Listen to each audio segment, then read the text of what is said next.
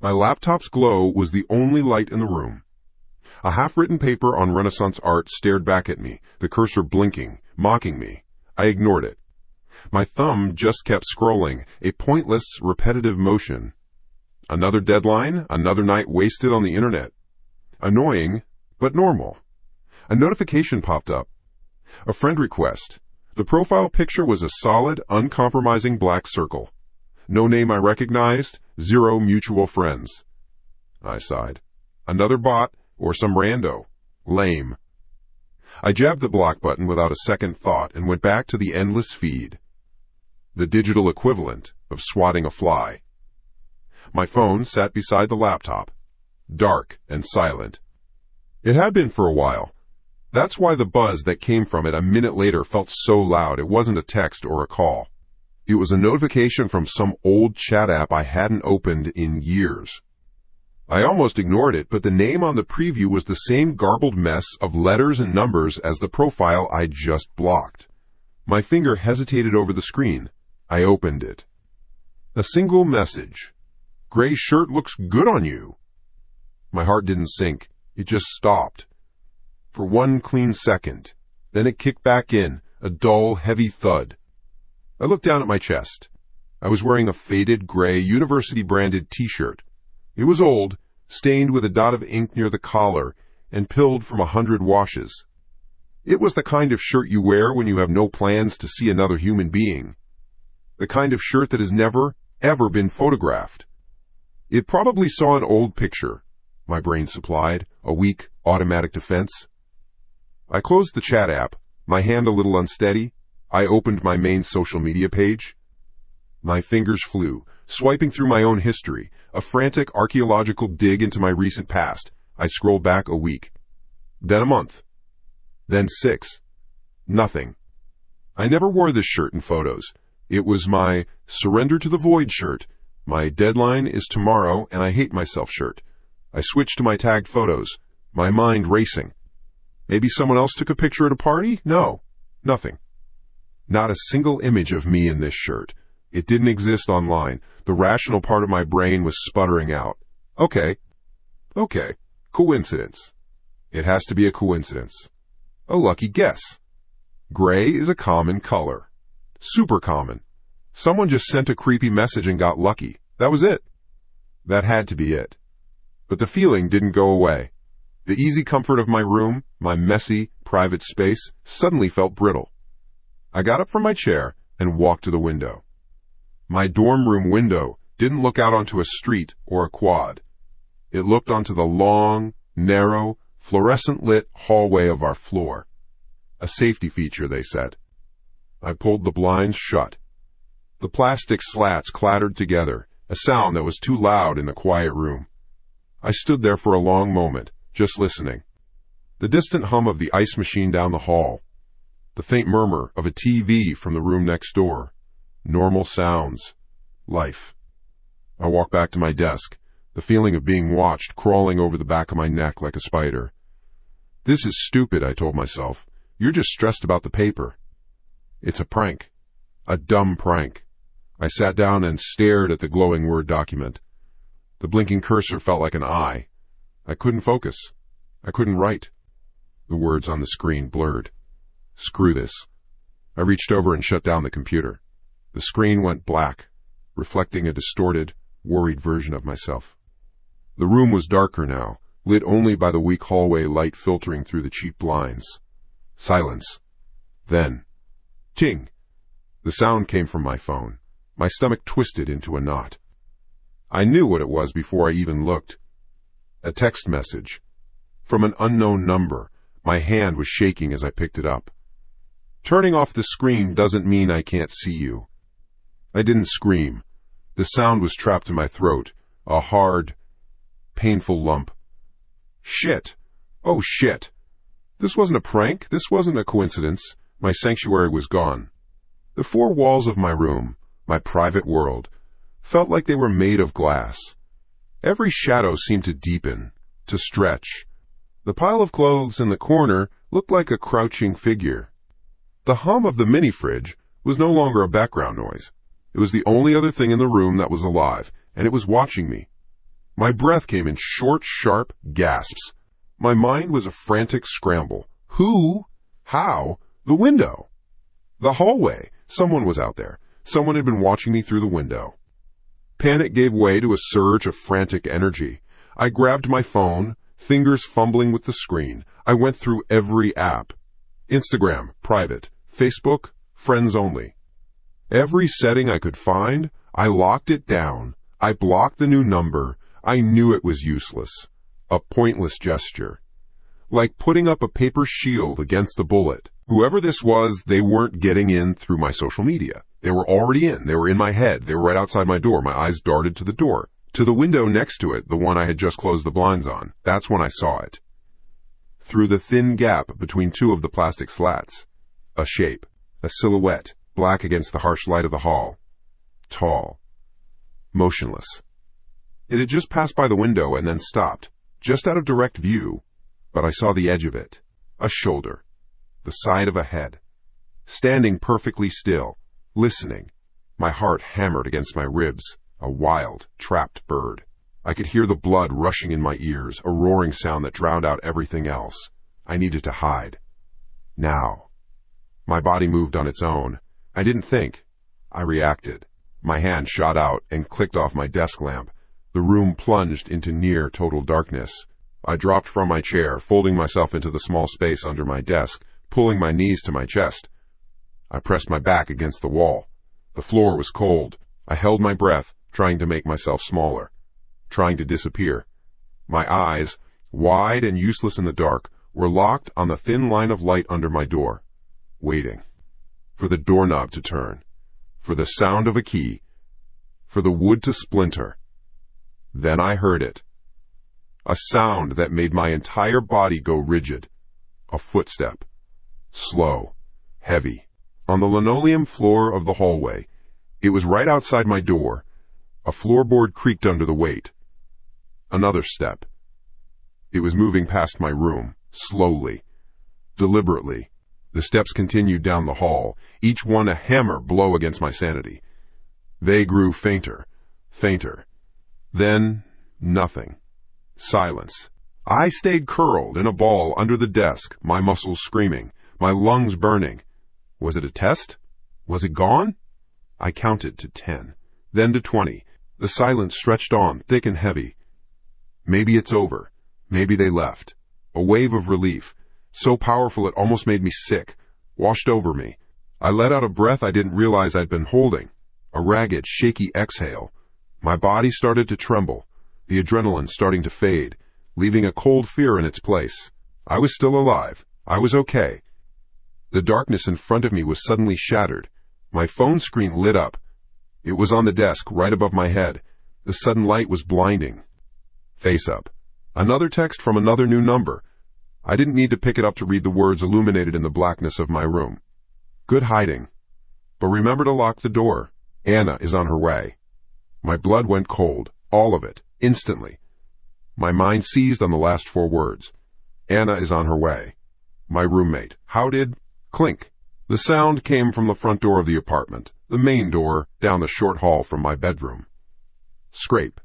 The familiar, metallic sound of a key sliding into the lock. Click. The click of the lock was a gunshot in the silent apartment. My muscles went rigid.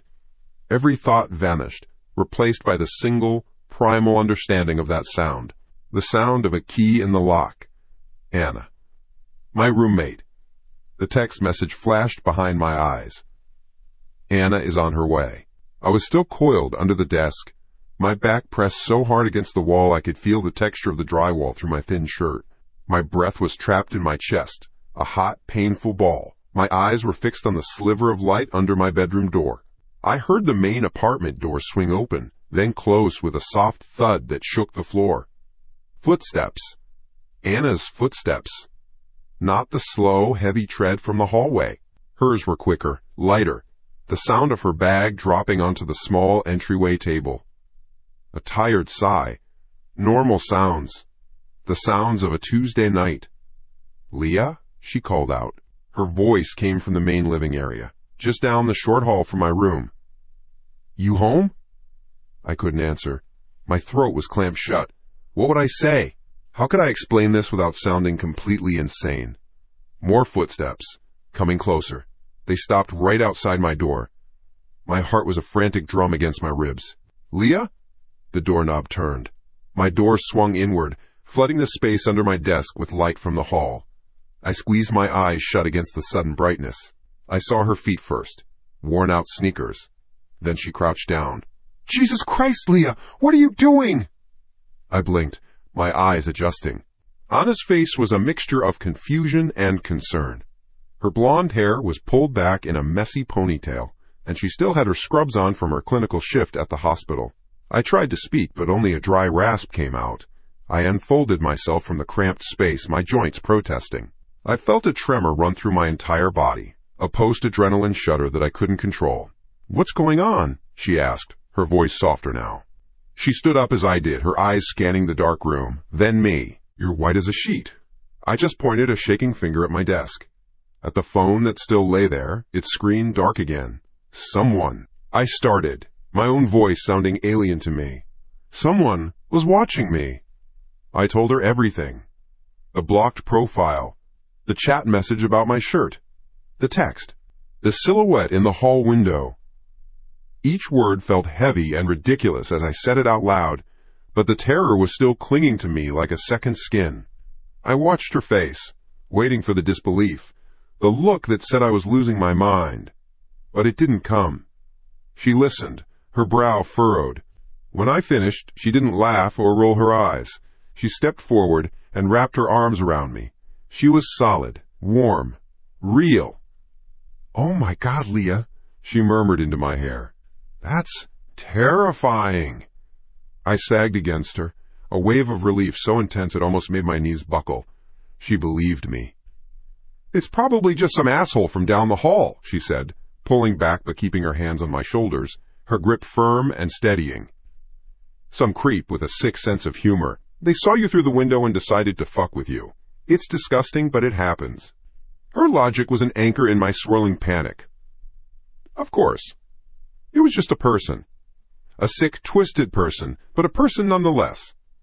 Not some all-seeing demon. Someone had been standing in the hall, looked through the blinds, and sent those messages. It made sense. A terrible kind of sense. We'll report it to the RA in the morning, she said, her tone businesslike now. I'm here. I'm locking the deadbolt. Nothing is getting in here, okay? I nodded, taking a shaky breath.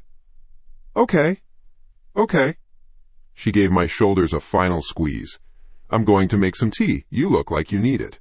She flicked on my bedside lamp, and the room was filled with a soft yellow glow. The shadows retreated. The pile of clothes in the corner was just a pile of clothes again. My little room started to feel like my own again. Safe. Anna walked out, leaving my door open. I heard the clatter of a kettle in our tiny kitchen, the rush of water from the tap. Normal sounds. I sank onto the edge of my bed, my body feeling heavy and exhausted. Maybe she was right. Just a prank. A horrible, invasive prank.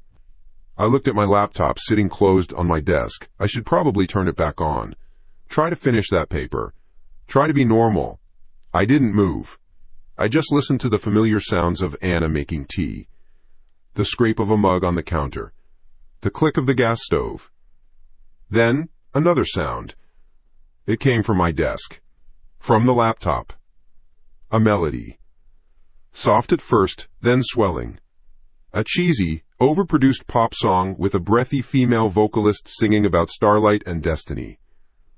My blood went cold. It was the song I had been complaining about to my friend Sarah over chat just a few hours ago.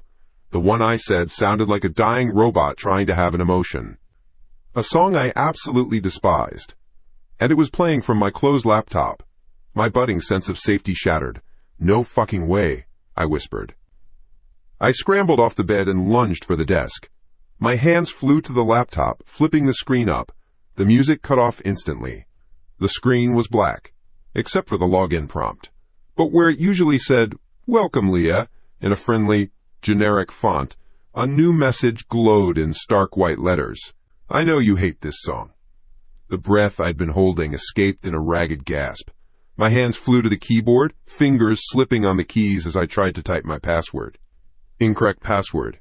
I tried again, slower this time, making sure I hit every key perfectly. Incorrect password. What the hell? I tried a third time, and a fourth. The same message blinked back at me. It locked me out. It knew my password was wrong. It was toying with me. Panic clawed its way back up my throat. Sharp and acidic. This wasn't a guy in the hallway. This was something else. Something inside my computer. Inside my room. Hey, what's wrong? Anna's voice was right behind me. I jumped, spinning around with a choked cry. She was standing there, a steaming mug in each hand, her expression alarmed. My laptop, I stammered, pointing at the screen. It knows. It knows. She set the mugs down on the corner of my desk, her eyes flickering from my face to the screen. She saw the message. I saw the flash of confusion in her eyes. Just relax, she whispered, her voice low and steady. She placed a hand on my shoulder. Her touch felt heavy. Take a deep breath. You're panicking. You're just mistyping it. I'm not, I insisted, my voice rising. I've tried 12 times, Anna. It won't let me in. Okay, she said, her voice a soothing balm that did nothing to soothe me. Calm down. Let me. She gently nudged me aside. I stumbled back a step, watching as she sat in my chair. She didn't even try my password. Her fingers moved across the keyboard with a speed and confidence that felt alien. She wasn't typing words. It was a string of commands, characters, and symbols flashing across a black override box that appeared out of nowhere. Where did she learn to do that? Kame-Allah. With a final keystroke, she hit Enter. Click. The lock screen vanished. The desktop appeared. And I forgot how to breathe. Anna sucked in a sharp breath. For a second, a whole long second, there was no sound except for the quiet hum of the computer. It was a photograph. A high-resolution, crystal-clear photograph. It filled the entire screen. It was a picture of me. Sleeping. In my bed. In this room. The angle was all wrong. It was taken from above, near the ceiling, looking down at me, as if the camera were mounted in the corner of the room, like a security camera. I was on my side, face turned towards the door, my mouth slightly open. The gray t-shirt was bunched up near my shoulder. The ink stain near the collar was perfectly visible. I could see the rumpled sheets of my unmade bed, the textbook I'd left on my nightstand. It was my room, it was my bed, it was me, utterly vulnerable, completely unaware. A wave of nausea rose in my throat. My sanctuary hadn't just been breached, it had been photographed, catalogued, possessed. This thing, this person, it hadn't just been looking through my window, it had been in here. Or it had a camera in here, watching me when I was most defenseless. Oh my God! Anna breathed out. She sounded horrified. She sounded exactly as horrified as I felt. She swung her head to look at me, her eyes wide. Leah, it hacked your webcam. It's been watching you. I couldn't speak. I just stared at the image on the screen, at the limp, helpless version of myself. My mind couldn't process it. The logic of it was impossible. My webcam had a physical shutter, a little plastic slider that I always kept closed. I was religious about it. I checked it constantly. It was closed now. I could see it from here, a black sliver covering the lens. So how was this possible? Anna reached for the mouse, her hand trembling slightly. I'm deleting this. I'm getting this filth off your computer. Her voice was tight with anger, an anger that was for me. For this violation. Wait, I whispered. My eyes had caught something. In the bottom right corner of the photograph, almost invisible against the dark shadows near the floor, a line of tiny, white text. Like a watermark. I leaned closer, my nose inches from the screen.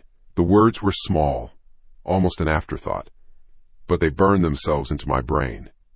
I like watching you sleep next to Anna. The world tilted. The air in the room became thin, unbreathable. The sentence didn't make sense. And it made perfect, horrifying sense.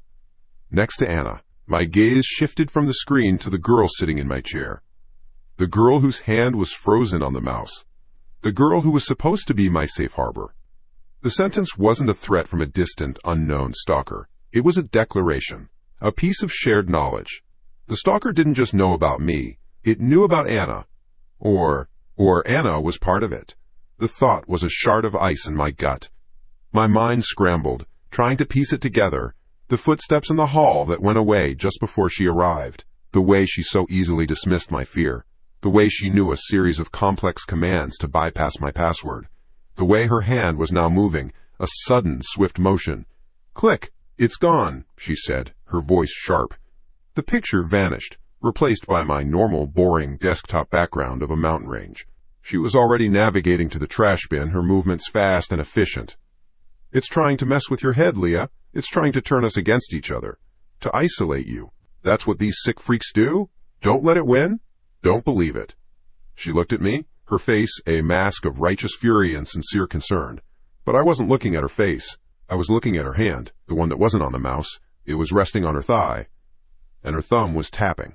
A fast, repetitive, unconscious rhythm. Tap. Tap. Tap. Tap. The exact same rhythm I use when I'm nervous. The one she'd seen me do 1,000 times. A nervous little habit she had started to mimic. A thing friends do, or a thing a predator does, to tell you it knows everything about you. Sleep was impossible. The very idea was a joke. Every nerve in my body was a live wire, humming with the memory of Anna's thumb tapping against her leg. Tap, tap, tap, tap. My rhythm, my tell. Now it was hers. We were in the living room. The TV was off. The only light came from the dim lamp on the end table, casting long, warped shadows across the cheap furniture. The silence was a physical thing. I could feel it pressing on my eardrums.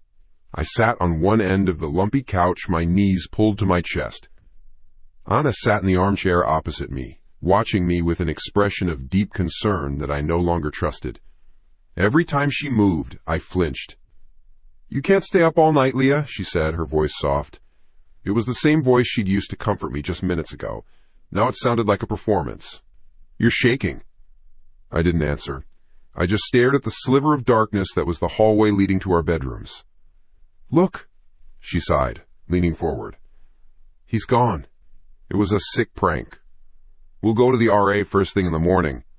We'll call campus police. But you need to sleep." She paused. Her next words dropped into the quiet room like stones. "Why don't you sleep in my room tonight?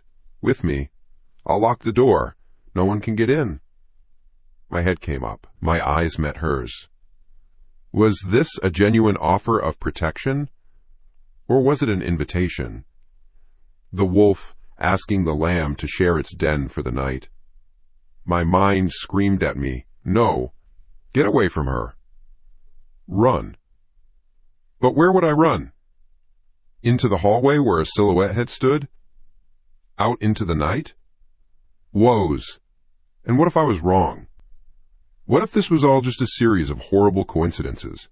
What if she really was just my friend, my roommate, who was trying to help, and I was pushing her away? If I said no, I'd be alone in my room, a room that had already been violated, waiting for the hacker, the stalker, the man in the hall. Saying yes felt like a risk. Saying no felt like a death sentence. I chose the risk. "Okay," I whispered. The word felt like a betrayal to my own survival instinct. Her room was next to mine. It smelled like her, a mix of laundry detergent and the faint antiseptic scent from her hospital scrubs. It was neater than mine. Her bed was made. She had a heavy aluminum baseball bat propped in the corner. For protection, she'd always said. I'd always thought she was a little paranoid. "See?" she said, pointing to it as she clicked the lock on her bedroom door. The sound was loud in the silent apartment. Louder still was the deadbolt she slid into place. A thick, Yuan-Shan thunk. "Fort Knox, you're safe in here." She turned off the main light, leaving only the soft glow of her digital alarm clock. 2:17 a.m. The red numbers seemed to burn in the dark. I climbed into the side of the bed against the wall, pulling the covers up to my chin. My body was stiff. I felt like a board.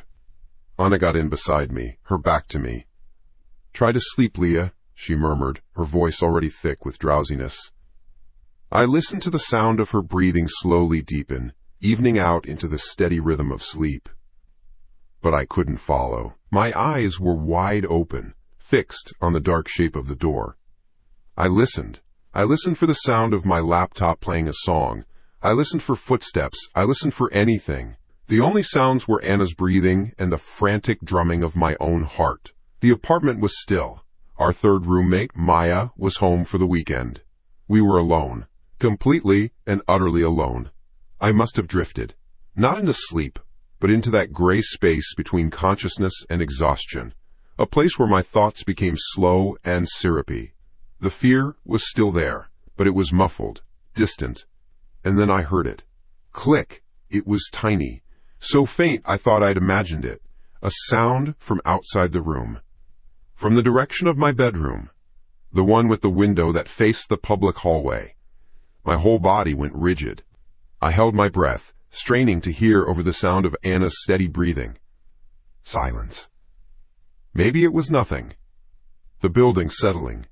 The air conditioner kicking on in another apartment. I gently nudged Anna's shoulder. Anna! She stirred, a low groan in her throat. MMMPH what? I heard something, I whispered, my voice a dry crackle. From my room. It's the wind, she mumbled, not even turning over. Her voice was slurred with sleep. The window latch is loose. It rattles sometimes. Go to sleep.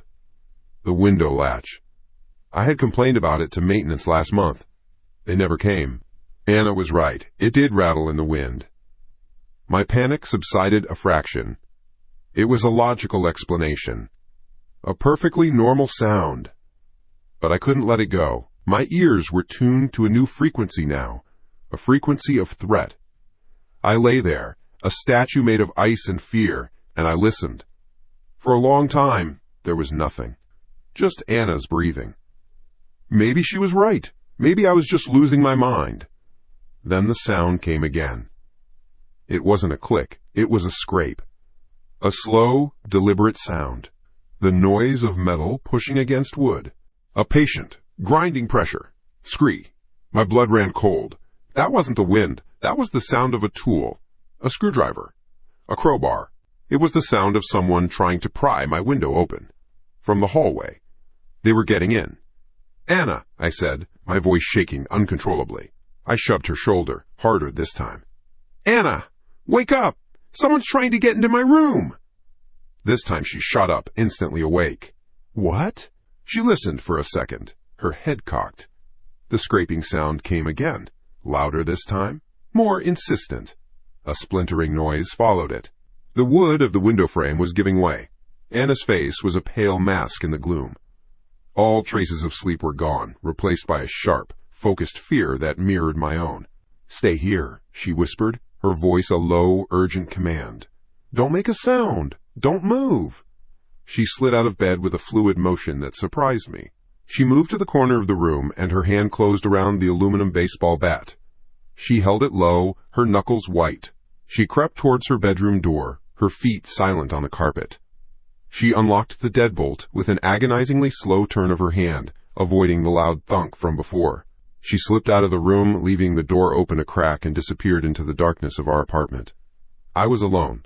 I pulled the covers over my head, my body coiled into a tight ball. I was completely, utterly helpless. My life was in the hands of the person I suspected of terrorizing me.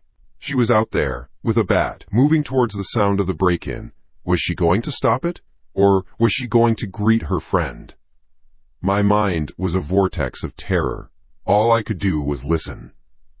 I heard her quiet footsteps move down the short hall. Then they stopped. The scraping at the window stopped too. A new kind of silence fell. A heavy, waiting silence. I squeezed my eyes shut, trying to press myself into the mattress, to become invisible. Then I heard Anna's voice, a raw, furious shout that ripped through the apartment. Get out! It was a scream of pure rage. It was followed instantly by a sound that made me jump so violently I hit my head on the wall. Crash! The unmistakable, explosive sound of a window shattering, a cascade of breaking glass hitting the floor. Then, nothing. The silence that followed was the worst sound yet. It was absolute, complete. It pressed in on me, suffocating me under the blankets. Did she get him? Did he get her? Had the intruder won? Was he inside our apartment now, stepping through the broken glass, holding whatever weapon he'd used to smash his way in? Was he walking towards Anna's room? Towards me? I couldn't breathe. My lungs burned. I was going to pass out. I counted the seconds in my head. 1, 2, 3. Each one an eternity. 10, 20, 30. The silence stretched, thinner and thinner, until it felt like it was about to snap. Footsteps. Fast. Hurried, coming back towards the bedroom. I held my breath, my heart trying to beat its way out of my chest. The door swung open. A figure stood silhouetted against the dark hallway for a second, then stepped inside, closing the door behind her and locking it. It was Anna. She was breathing hard, ragged gasps for air. The baseball bat was still in her hand. "It's okay," she panted, leaning her back against the door. "He's gone. I scared him off. He ran." Relief washed over me in a dizzying, nauseating wave. It was so intense I felt sick. I threw the covers back and scrambled out of bed, my legs shaky. "Are you okay? Did he hurt you?" "I'm fine," she said, her voice still breathy. She held up her left hand. In the dim red glow from the clock, I could see a long, shallow cut across her palm.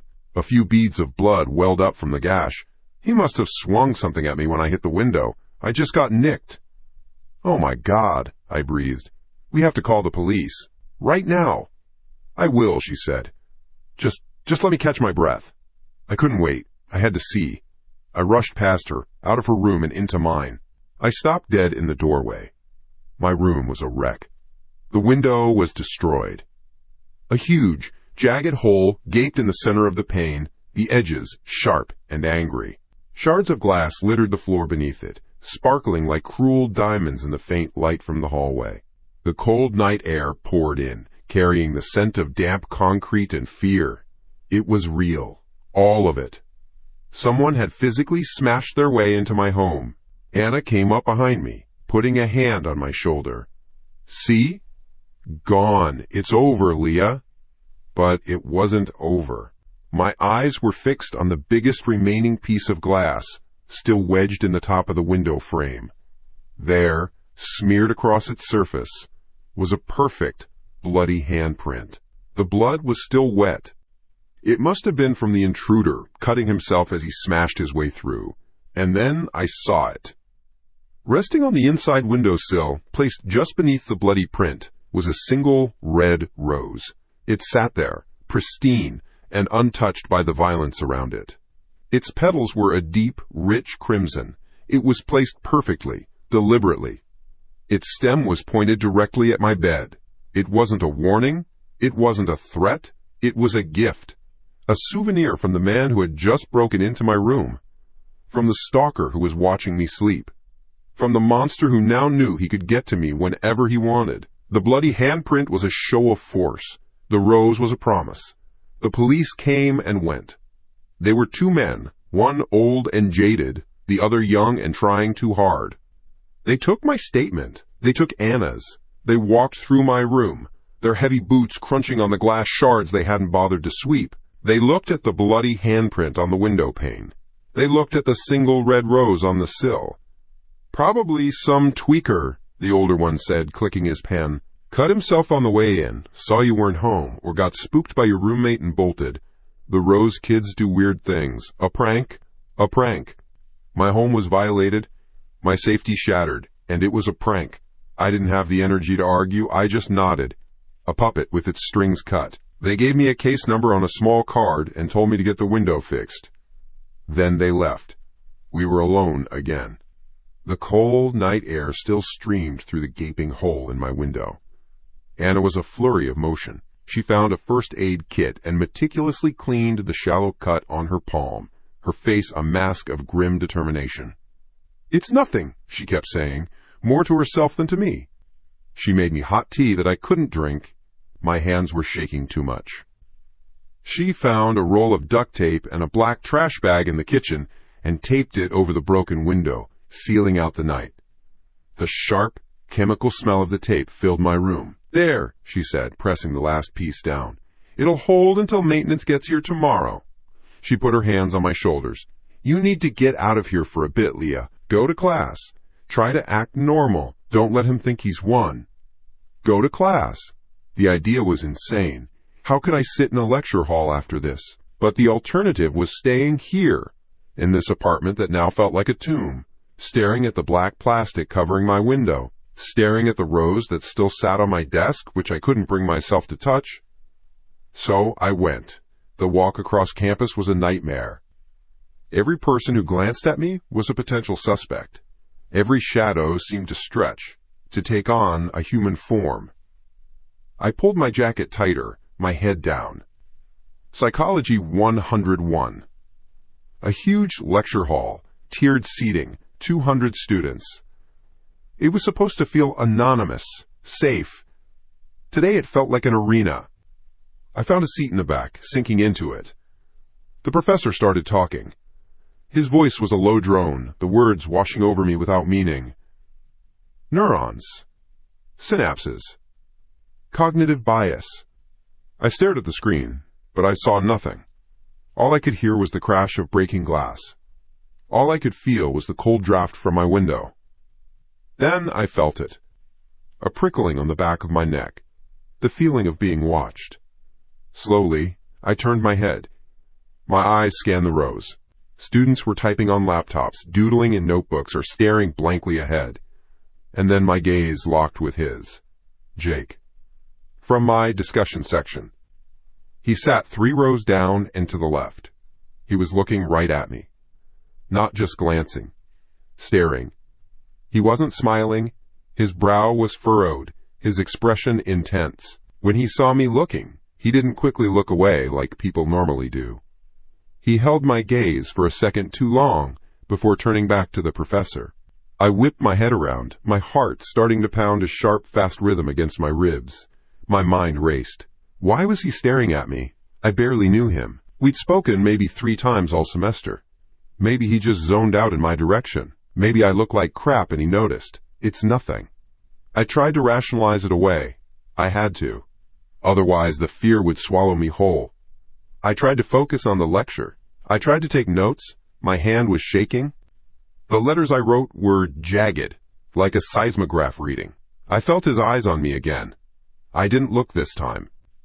I kept my face forward, but the skin on my left side felt hot, exposed. My phone vibrated in my pocket, a sudden violent buzz against my leg that made me jump. I fumbled for it, my fingers clumsy. A text from an unknown number. My throat went dry. "Think the cops can help you? Allahs." My blood ran cold. I couldn't breathe. My fingers trembled as I read the next line. "I'm closer than you think. Look left." No, it was a joke.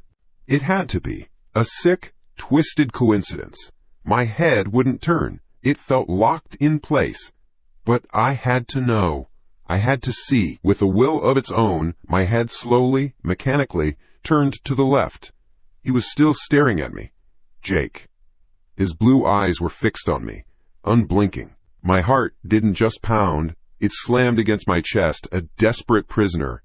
He saw me look. This time, his expression changed. A look of what? Concern? Confusion? It didn't matter. The text. The stare. It was him. It had to be him. I snapped my head back to my phone, my vision tunneling. The words on the screen blurred. The professor's voice was a distant hum. The whole world compressed into the terrifying space between me and Jake. He was the man who broke my window. He was the one who left the rose. He was here. The bell rang, a shrill sound that ripped through my trance. The lecture was over. Students started to pack up, the noise of zippers and rustling papers filling the hall. I had to get out. I shoved my notebook and phone into my bag, my hands fumbling with the zipper. I stood up, my legs feeling weak, about to bolt for the door. "Leah?" His voice. Right behind me. I froze, my back to him. I closed my eyes. "Go away, please, just go away." I turned around. Jake was standing there, his backpack slung over one shoulder. He was tall, taller than I'd realized. He looked nervous. "Hey.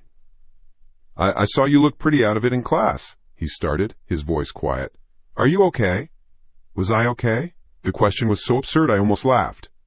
My phone buzzed in my hand. Another text. I didn't want to look. I had to. I glanced down. It was a picture message. My stomach twisted into a knot. The photo had just been taken. Seconds ago. It was a picture of the back of my head, my brown hair unmistakable. In front of me, in perfect focus, was Jake. He was frozen mid-sentence, his mouth slightly open, a look of concern on his face. The photo was taken from somewhere behind me, in the lecture hall. Beneath the picture, a single line of text. You're talking to him? The air left my lungs, my brain short-circuited.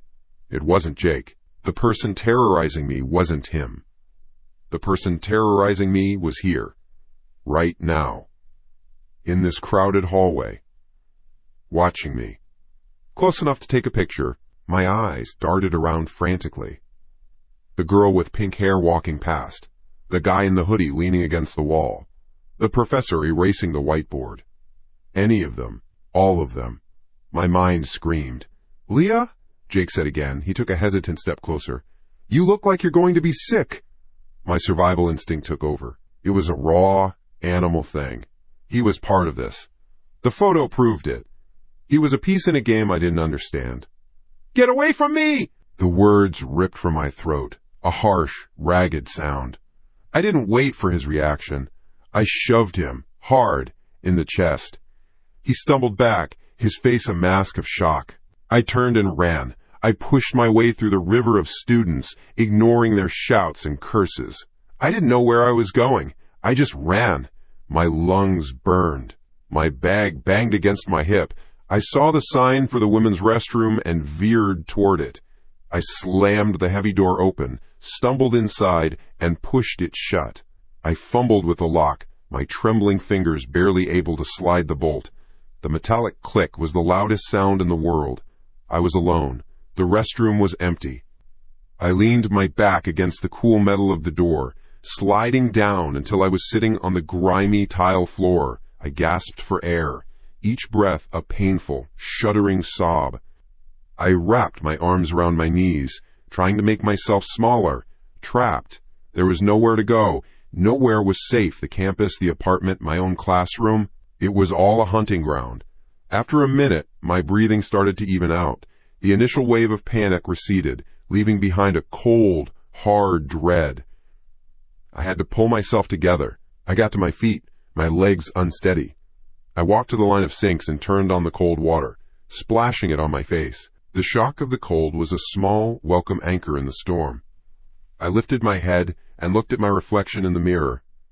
My face was pale, my eyes wide and bloodshot. My hair was a mess. I looked broken. Then I saw it, on the dark blue fabric of my jacket collar, just below my chin. A small, black speck. It wasn't lint. It was too perfect, too symmetrical.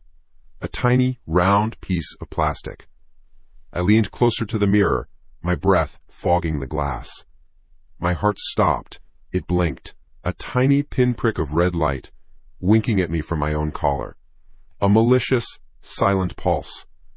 1, 2, 3. It blinked again. It was a bug. A microphone. He hadn't just been watching. He'd been listening. He heard my conversation with Anna. He heard my statement to the police. He heard every terrified whisper, every choked sob. He was with me the whole time. The walls weren't just closing in, they were never there at all. My fingers barely worked. I ripped the small black speck from my collar.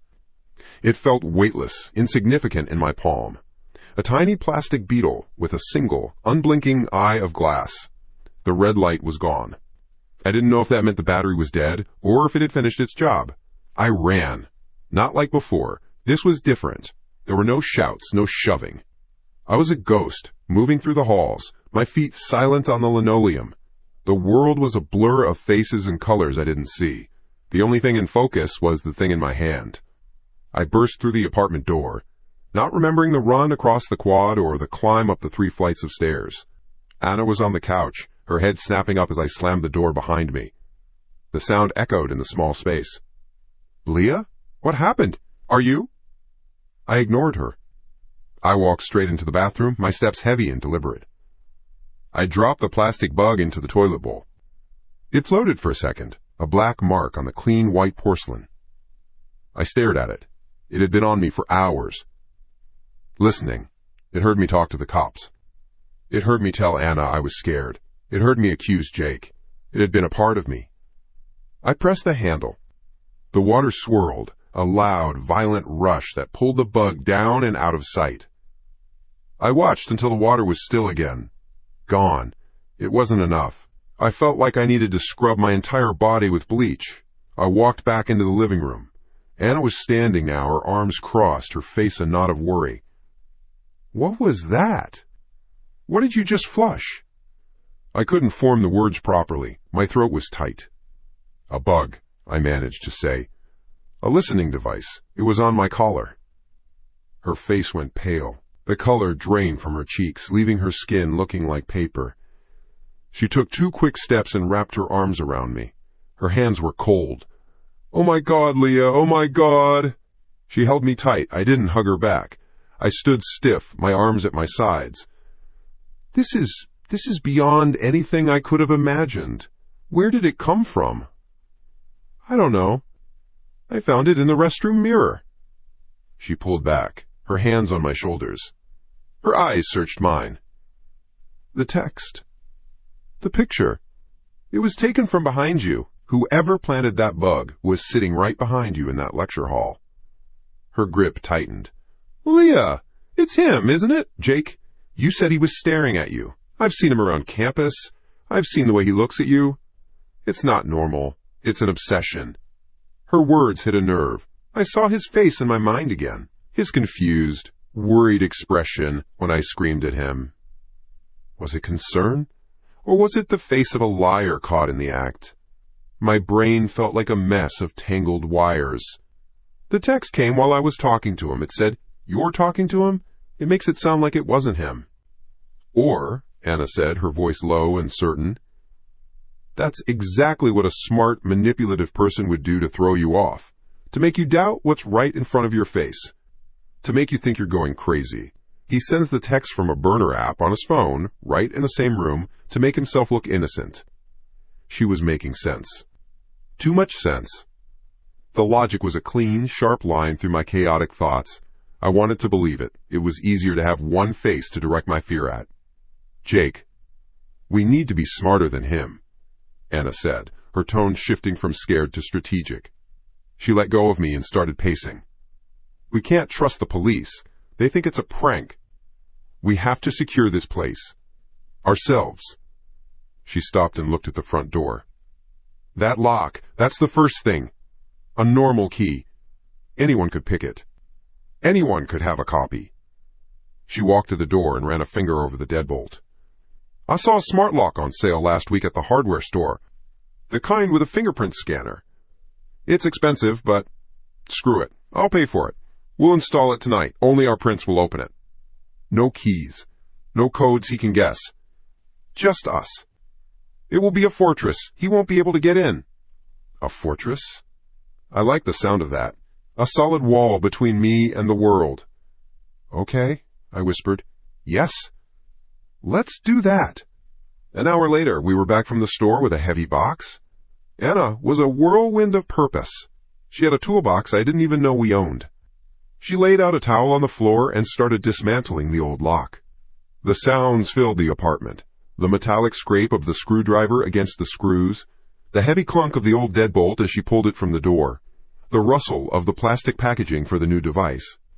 I just sat on the couch and watched. Useless. I felt a small, fragile flicker of hope. She was taking charge. She was protecting us. The new lock was sleek and black, with a small, square glass panel. After a few more minutes of work, it was in place. All right, Anna said, wiping a smudge of grease from her forehead. Time to program it. Come here. I went to the door. She guided me through the process. I pressed my right index finger onto the scanner. A small green light blinked. A soft beep. Try it, she said. I did it again. Another beep. A third time. The lock chirped a confirmation tone. My print was saved. Then she did hers. Okay, now test it. She closed the door. She put her thumb on the scanner. A whirring sound came from inside the door, and the deadbolt slid into place, with a solid, satisfying thunk. It sounded final. Safe. Your turn, she said, stepping back. I hesitated, then placed my finger on the scanner. The green light flashed. The lock whirred, and the bolt retracted with a smooth click. The door opened. A wave of relief washed over me, so strong my knees felt weak. It worked. We were in control. See? Anna said, a proud smile on her face. Let's see him try to get past that. Now, no more going out. We stay in. We're safe here. We spent the next few hours in a strange, tense quiet. We ordered a pizza we barely ate. The black trash bag taped over my window was a constant reminder of the hole in my world. But the new lock on the door was a shield. We sat in the living room, the silence broken only by the hum of the refrigerator. I tried to read a textbook, but the words just swam on the page. I was staring at the wall when it happened. The TV screen flashed to life. It wasn't a slow power on. It was instant. One moment, a black, dormant screen. The next, a blast of sound and a chaotic image. A woman was screaming, running through a dark forest. It was a scene from The Harrowing, an old slasher film I'd told Anna once gave me nightmares for a week after I watched it as a kid. The sound was deafeningly loud, the woman's panicked shrieks filling our small apartment, bouncing off the walls. I screamed, a short, sharp cry jumping to my feet. My heart hammered against my ribs. What the hell? Anna shot up from the couch, grabbing the remote from the coffee table. She mashed the power button. The screen went black. The screaming stopped. The silence that rushed back in was somehow louder. Fucking piece of junk, Anna muttered, tossing the remote back on the table. I swear, the wiring in this place is a fire hazard. That TV's been acting up for weeks. My breathing was fast and shallow. I stared at the dark screen. It's never done that before, I said, my voice barely a whisper. Never. It has. You just haven't been here, she said quickly. A little too quickly. It flickered last Tuesday when I was watching a movie. I just unplugged it. It's old, Leah. She walked over to me, putting a hand on my arm. Her hand was steady. Mine was shaking. It's just a coincidence. You're on edge. Everything seems like a sign right now. But it wasn't just a flicker. It was the specific movie, the volume at maximum. It was an assault. The fortress had been breached. He was playing with us. He was showing me he could still get to me. He could get inside my head, even when the door was locked. He knew what I was afraid of. How? How could he know about that movie? I hadn't thought about it in years. I'd only mentioned it once, to Anna, months ago. A cold dread began to seep into my bones, a chill deeper than any night air. The bug. He had been listening for longer than I thought, much longer, or my head turned slowly away from the TV to Anna. She was watching me, her expression one of deep concern, but her eyes were fixed on mine, unblinking. The thought was venomous. It coiled in my stomach. I had to ask. I had to know. Anna? My voice was thin, brittle. Are you really sure the TV just turned on by itself? Her face changed. The concern dissolved, replaced by a look of utter shock, then hurt. It was a flawless performance. What? She said, her voice dropping. Leah, what are you trying to say? She took a step back, pulling her hand away as if I'd burned her. You think I did that? You think I turned on a scary movie to frighten you? Her voice rose slightly, laced with a perfect note of wounded disbelief.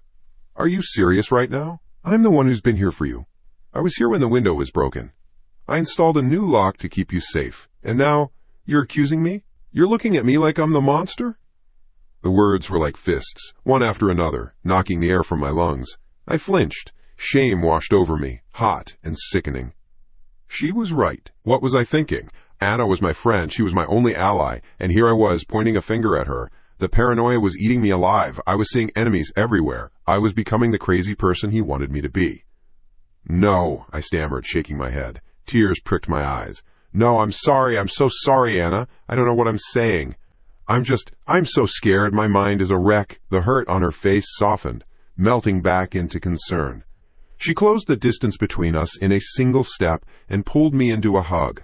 This time, I sagged against her, my defenses crumbling completely. Shh, it's okay, she murmured, her hand stroking the back of my hair. It's okay. I know you're not yourself. He's doing this to you, trying to tear us apart. We can't let him win." I buried my face in her shoulder, my body trembling with a mixture of fear and relief.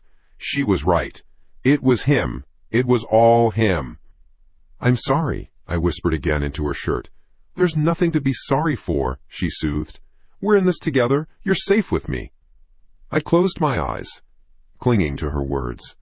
Over my shoulder, as she held me, Anna's gaze drifted to the blank, black screen of the television.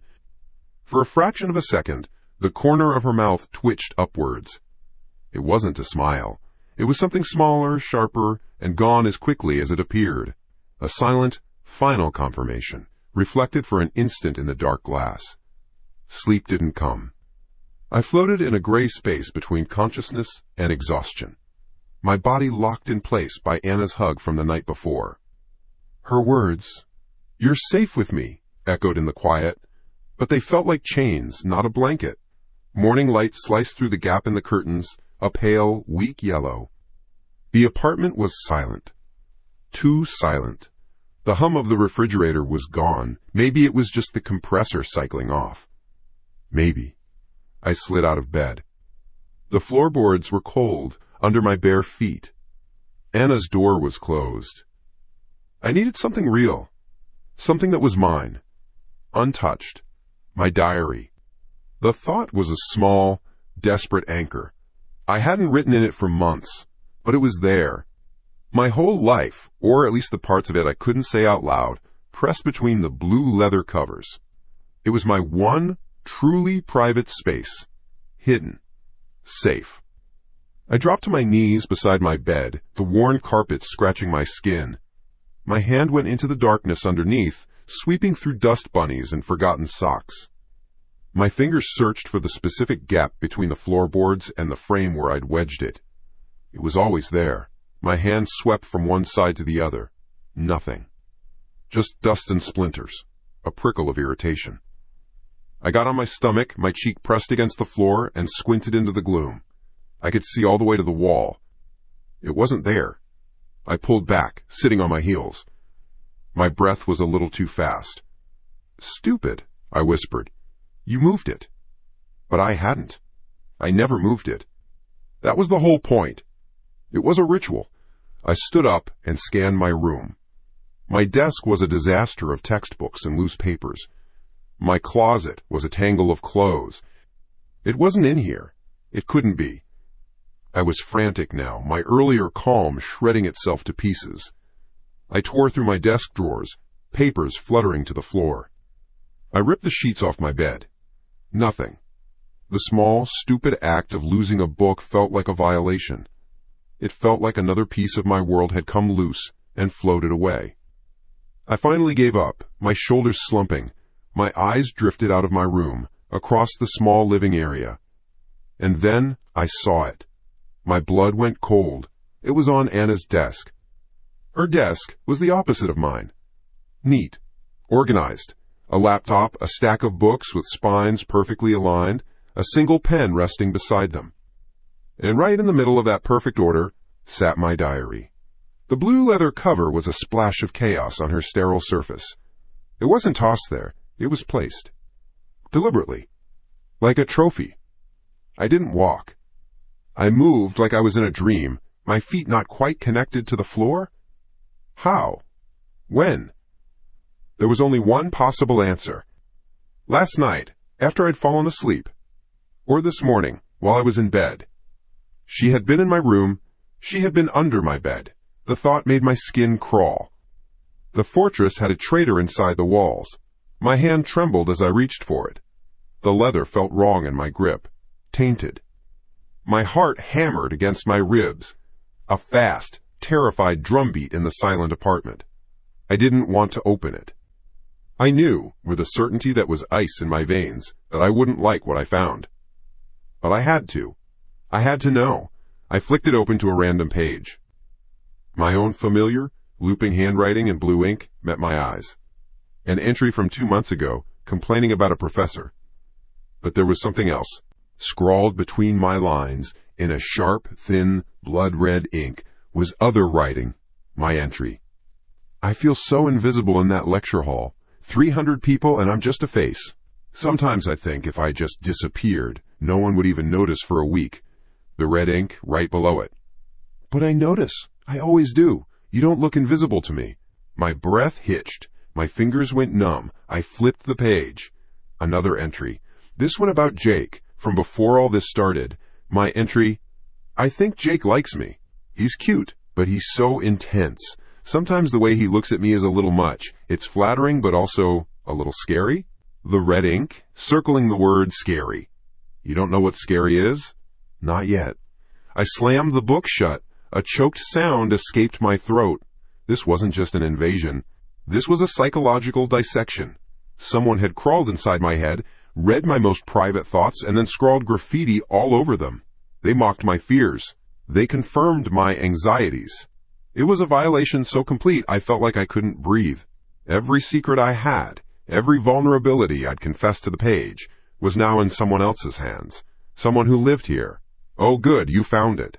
I spun around, the diary clutched to my chest like a shield. Anna was standing in the doorway of her room, leaning against the frame. She was dressed in sweatpants and a t-shirt, her hair a messy bun on top of her head. She looked tired. She looked normal.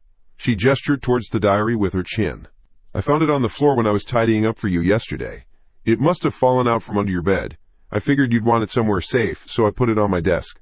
The explanation was so simple, so reasonable. It was a perfect, smooth, logical lie that made my reality tilt on its axis. My mind screamed, "She's lying, she's lying, she's lying." What about this? My voice was a raw whisper. I took a step forward, holding the book out, my hands shaking so badly the whole thing vibrated. I fumbled it open to one of the marked pages. What about the red ink? She took a step closer, her brow furrowed in confusion. A perfect picture of concern. She squinted at the page I was shoving in her face. What ink? She asked, her voice soft. Leah, what are you talking about? The writing, I screamed, my voice cracking. The red writing! Here! And here! It's all over the pages! Anna took another step back, her eyes wide. It wasn't fear in her eyes. It was pity. That was worse. So much worse. Leah, she said, her voice impossibly calm.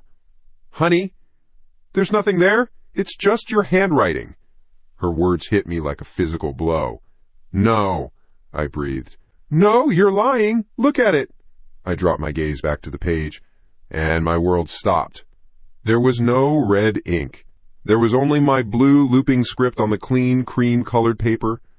I stared, my eyes burning. It was gone. I frantically flipped through the pages, page after page of my own writing. Clean, unmarked, untouched. It wasn't possible. I saw it. I know I saw it. The sharp, angry letters, the blood-red color. It was real. It was right there. I looked up at Anna. Her face was a mask of deep, agonizing worry. She looked like her heart was breaking for me. Leah, she whispered, taking a cautious step towards me, her hands held out as if approaching a frightened animal. You've been through so much. Your mind it's playing tricks on you. The stress, the fear, it's making you see things. My head was spinning.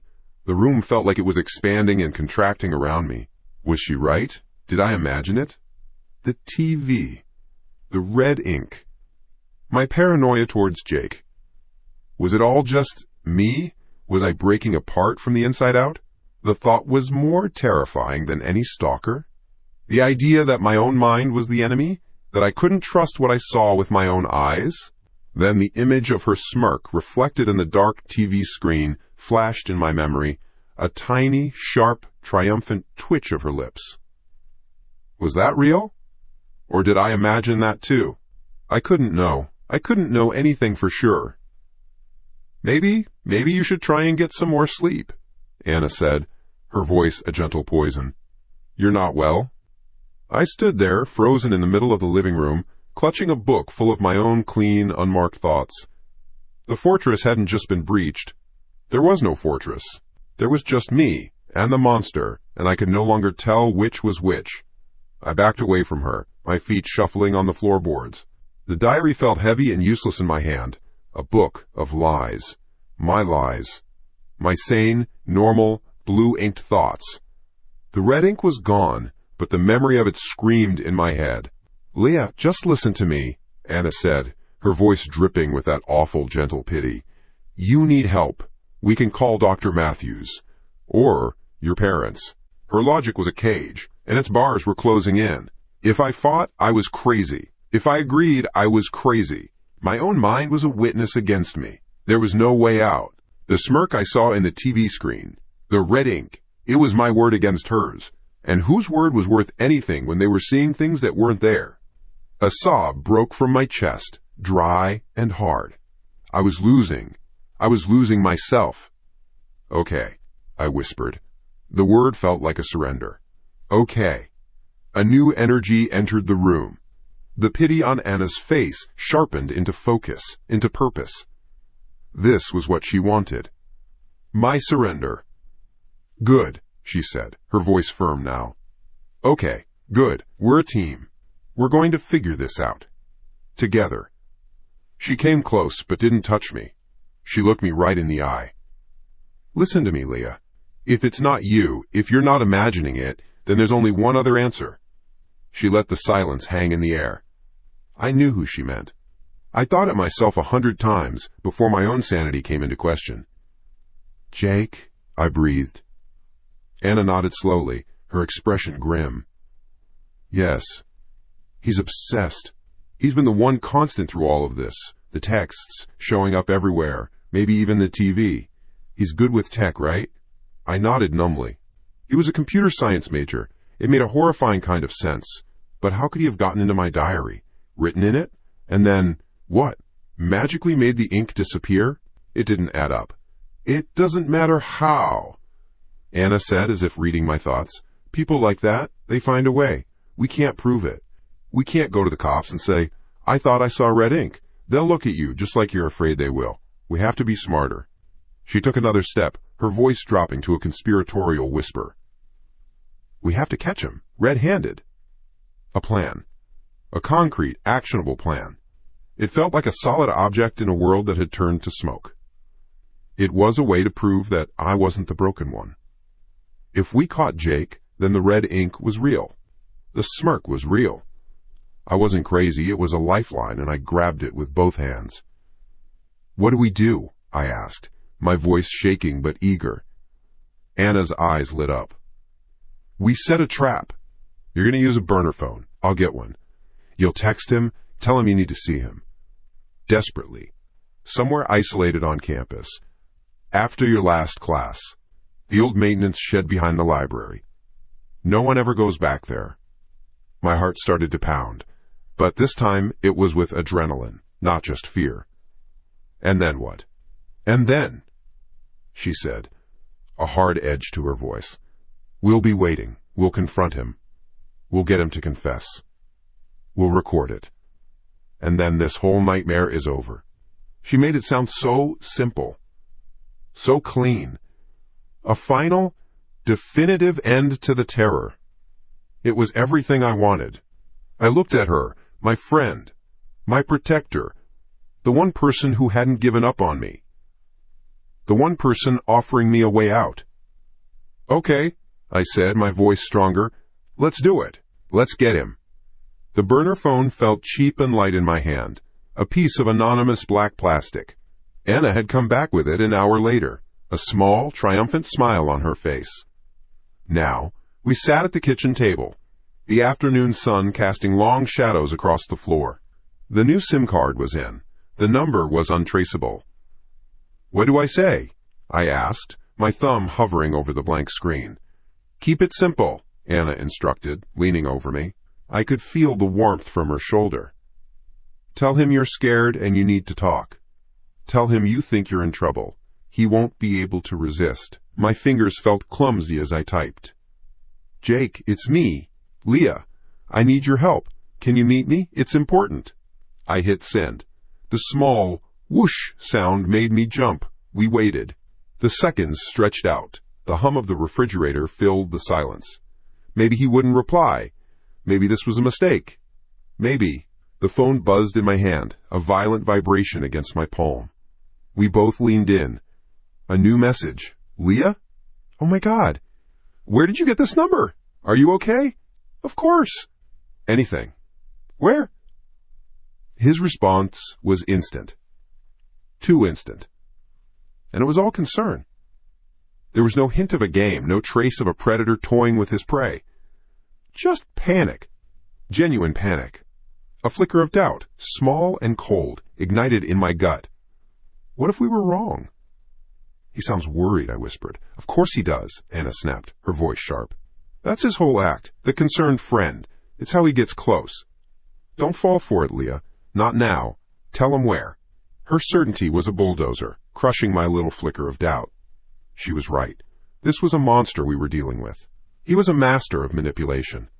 I hardened my heart, focusing on the memory of my diary, the violation. I typed again. The old maintenance shed behind the library. 7 p.m. Please don't tell anyone. I'm scared. The reply was even faster this time. Don't be scared. I'll be there. I'm on my way. I put the phone down on the table. It was done. The trap was set. The air behind the maintenance shed was cool and smelled of damp earth and rust. The sun had set, and the campus lights cast a weak orange glow that didn't quite reach this far. We found our spot behind a low brick wall that bordered a dumpster enclosure. It offered a perfect view of the shed's single door. It was dark. It was hidden. He'll be here any minute, Anna whispered. Her voice was tight with anticipation. I peered over the top of the wall. The path leading to the shed was empty. My hands were freezing. My breath plumed in the air. What if he doesn't come? He'll come. I glanced at her. In the dim light, I could see she was holding something. A metal baseball bat. It was one of the aluminum ones from the university gym. It gleamed faintly. What's that for? I asked, my voice a squeak. Insurance, she said, her knuckles white where she gripped the handle. Just in case he doesn't want to cooperate. The sight of the bat made this feel real in a way it hadn't before. This wasn't just a confrontation. This was an ambush. A knot of ice formed in my stomach. Something about this felt wrong, but it was too late to back out now. I had to know. We fell silent, waiting. Every rustle of leaves in the wind made me flinch. Every distant car horn sounded like an alarm. My heart beat a frantic, uneven rhythm against my ribs. Then, a figure appeared at the far end of the path. Tall, familiar gait. It was Jake. He was walking fast, his head on a swivel. He looked worried. He wasn't creeping or stalking. He looked like a guy rushing to help a friend in trouble. There he is, Anna breathed next to my ear. Her breath was hot. She shifted her weight, tightening her grip on the bat. Jake reached the shed. He stopped, looking around at the shadows. Leah? He called out. His voice was laced with concern. Leah, are you here? He looked so normal, so harmless. The doubt roared back to life inside me, a wildfire this time. We were 100% wrong about this. This was a catastrophic mistake. Anna, wait, I whispered, grabbing her arm. I don't think it's him. Look at him. Don't be a fool, Leah, she hissed, shaking my hand off. This is a predator. This is what they look like. She ducked her head, preparing to move. This ends now. No, but she was already gone. She vaulted over the low wall with an agility that shocked me, the metal bat held high. You bastard! She screamed, her voice a raw sound of fury that ripped through the quiet evening. Jake spun around, his eyes wide with shock and pure terror. He stumbled back, holding his hands up. What? Anna? What the hell is going on? I don't understand. Just as he said the words, a vibration in my pocket. I fumbled for the burner phone, my fingers numb and shaking. The screen lit up the darkness. A new text message. From the unknown number. From the real stalker. I stared at the words, and the world fell out from under my feet. Back quote. You're smart, but you trusted the wrong person, you idiot. Back quote. My blood went cold. A sound like rushing water filled my ears. I read the message again. It didn't change. It couldn't be. I tore my eyes from the phone screen and looked up. The scene was frozen for a microsecond. Jake, terrified and confused. And Anna. Her face.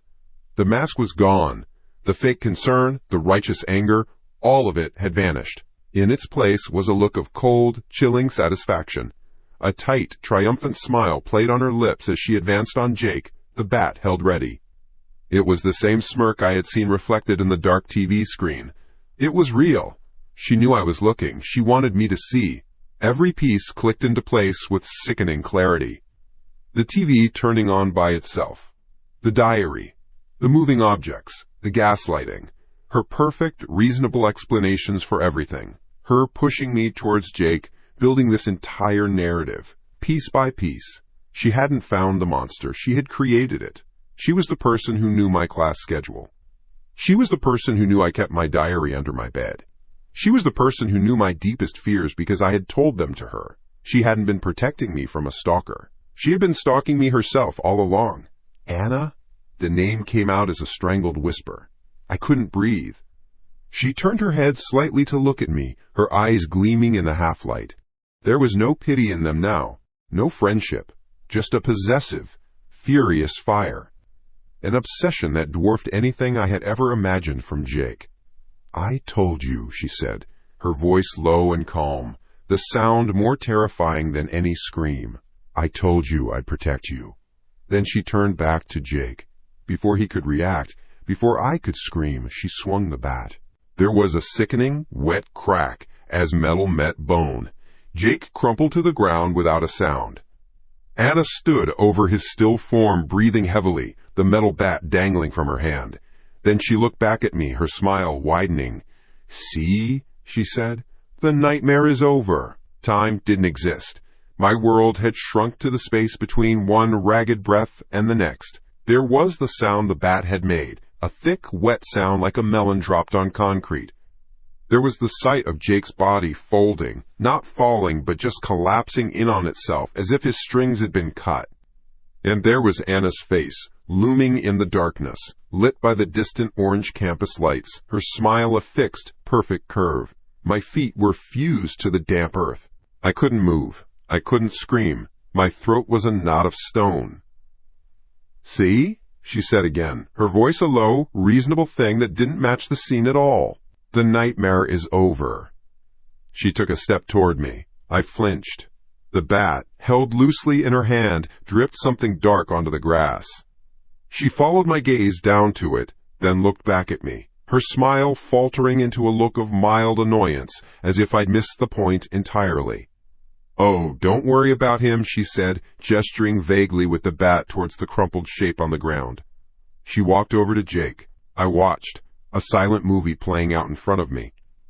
She hooked her hands under his arms and grunted, dragging him backwards. His shoes left 2 dark trails in the damp grass. She pulled him into the thick, overgrown bushes behind the shed, out of sight. There was a sound of cracking branches and a final, heavy rustle. Then she was walking back towards me, wiping her hands on her jeans as if she'd just finished some gardening. The bat was gone. She must have left it with him. The thought made a fresh wave of nausea roll through me. She stopped a few feet away. There, she said, her voice bright. All tidy. Now we can talk. For real this time. You? I started, but my own voice was a stranger, a dry rasp. You hit him. Of course I hit him, she said, matter of fact. He was hurting you, Leah. He was the monster. I got rid of the monster. Every word was a lie. A lie built on a foundation of other lies. The text message on the burner phone burned a hole in my pocket. Back quote. You trusted the wrong person. Back quote. Suddenly, fear became something else. Something hot and acidic that climbed up my throat. Revulsion. It was you, I whispered. The words finally came out. The TV. The diary. It was all you. A flicker of genuine delight crossed her face. It was the look of a teacher whose favorite student had just solved a difficult problem. I knew you were smart, she said, beaming. I knew you'd figure it out eventually. I was starting to worry. She started to pace, a slow, predatory circle around me. I stood frozen in the center. The TV was easy, just a little remote app. I'd sit in my car across the street. I saw you look right at me once. You didn't see me, of course. You just saw a car. People never see what's right in front of them. She talked as if she were recounting a funny story, a shared memory. The diary, she continued, a fond smile on her face. That was my favorite. I knew you kept it under the bed. You're so predictable. I used one of those special pens. Frixion pens. The ink disappears with heat. A little hairdryer action when you were in the shower, and poof, she snapped her fingers. You're questioning your own mind. It was perfect.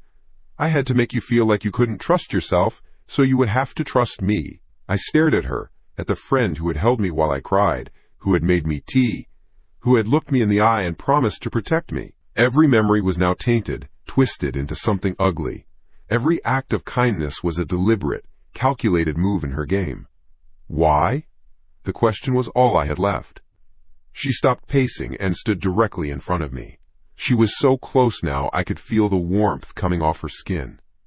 Her eyes, which I had always thought were a soft, gentle brown, seemed almost black in the dim light, burning with a fire that was anything but gentle.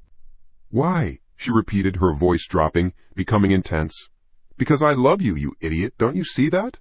I saw you. I saw how lonely you were. How everyone else just used you or ignored you. Jake, your parents, all of them. They don't see you. Not like I do. She reached out and put her hand on my cheek. Her touch was ice cold. I flinched, but couldn't pull away.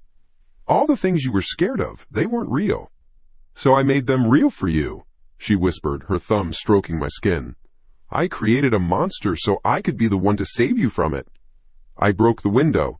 I sent the texts. I moved your keys. I did everything. Everything to isolate you, to cut away all the fat, to leave only what mattered. Her face was inches from mine. Her breath smelled like mint gum. And it worked, she breathed, her eyes glinting. You came to me. You relied on me. You trusted me. It was almost perfect. But he, she flicked her eyes towards the bushes, was still in the way. He was always sniffing around, the, quote, concerned friend. He was a complication. I had to remove him from the equation. For us. The final piece clicked. A trap. Not for Jake, just for him. The rest was for me. A performance. A final, grand gesture to prove her devotion. My body finally broke free. Not with a thought, but with a pure, animal instinct. A surge of adrenaline hit me like a physical blow. I shoved her. Hard. It was more force than I thought I had. She stumbled back, surprise flashing across her face, her mask of calm certainty replaced by a snarl of pure rage. No! No! She screamed, a sound that wasn't human. It was the sound of an animal whose prey had just escaped the snare. I didn't wait. I turned and ran. My lungs burned. My sneakers slapped against the asphalt path. I didn't look back.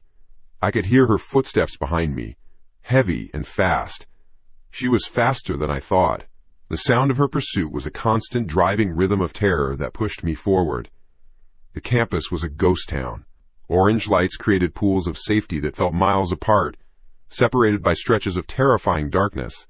A building loomed up ahead, Fenwick Hall. Lights were on in the lobby. An unlocked door.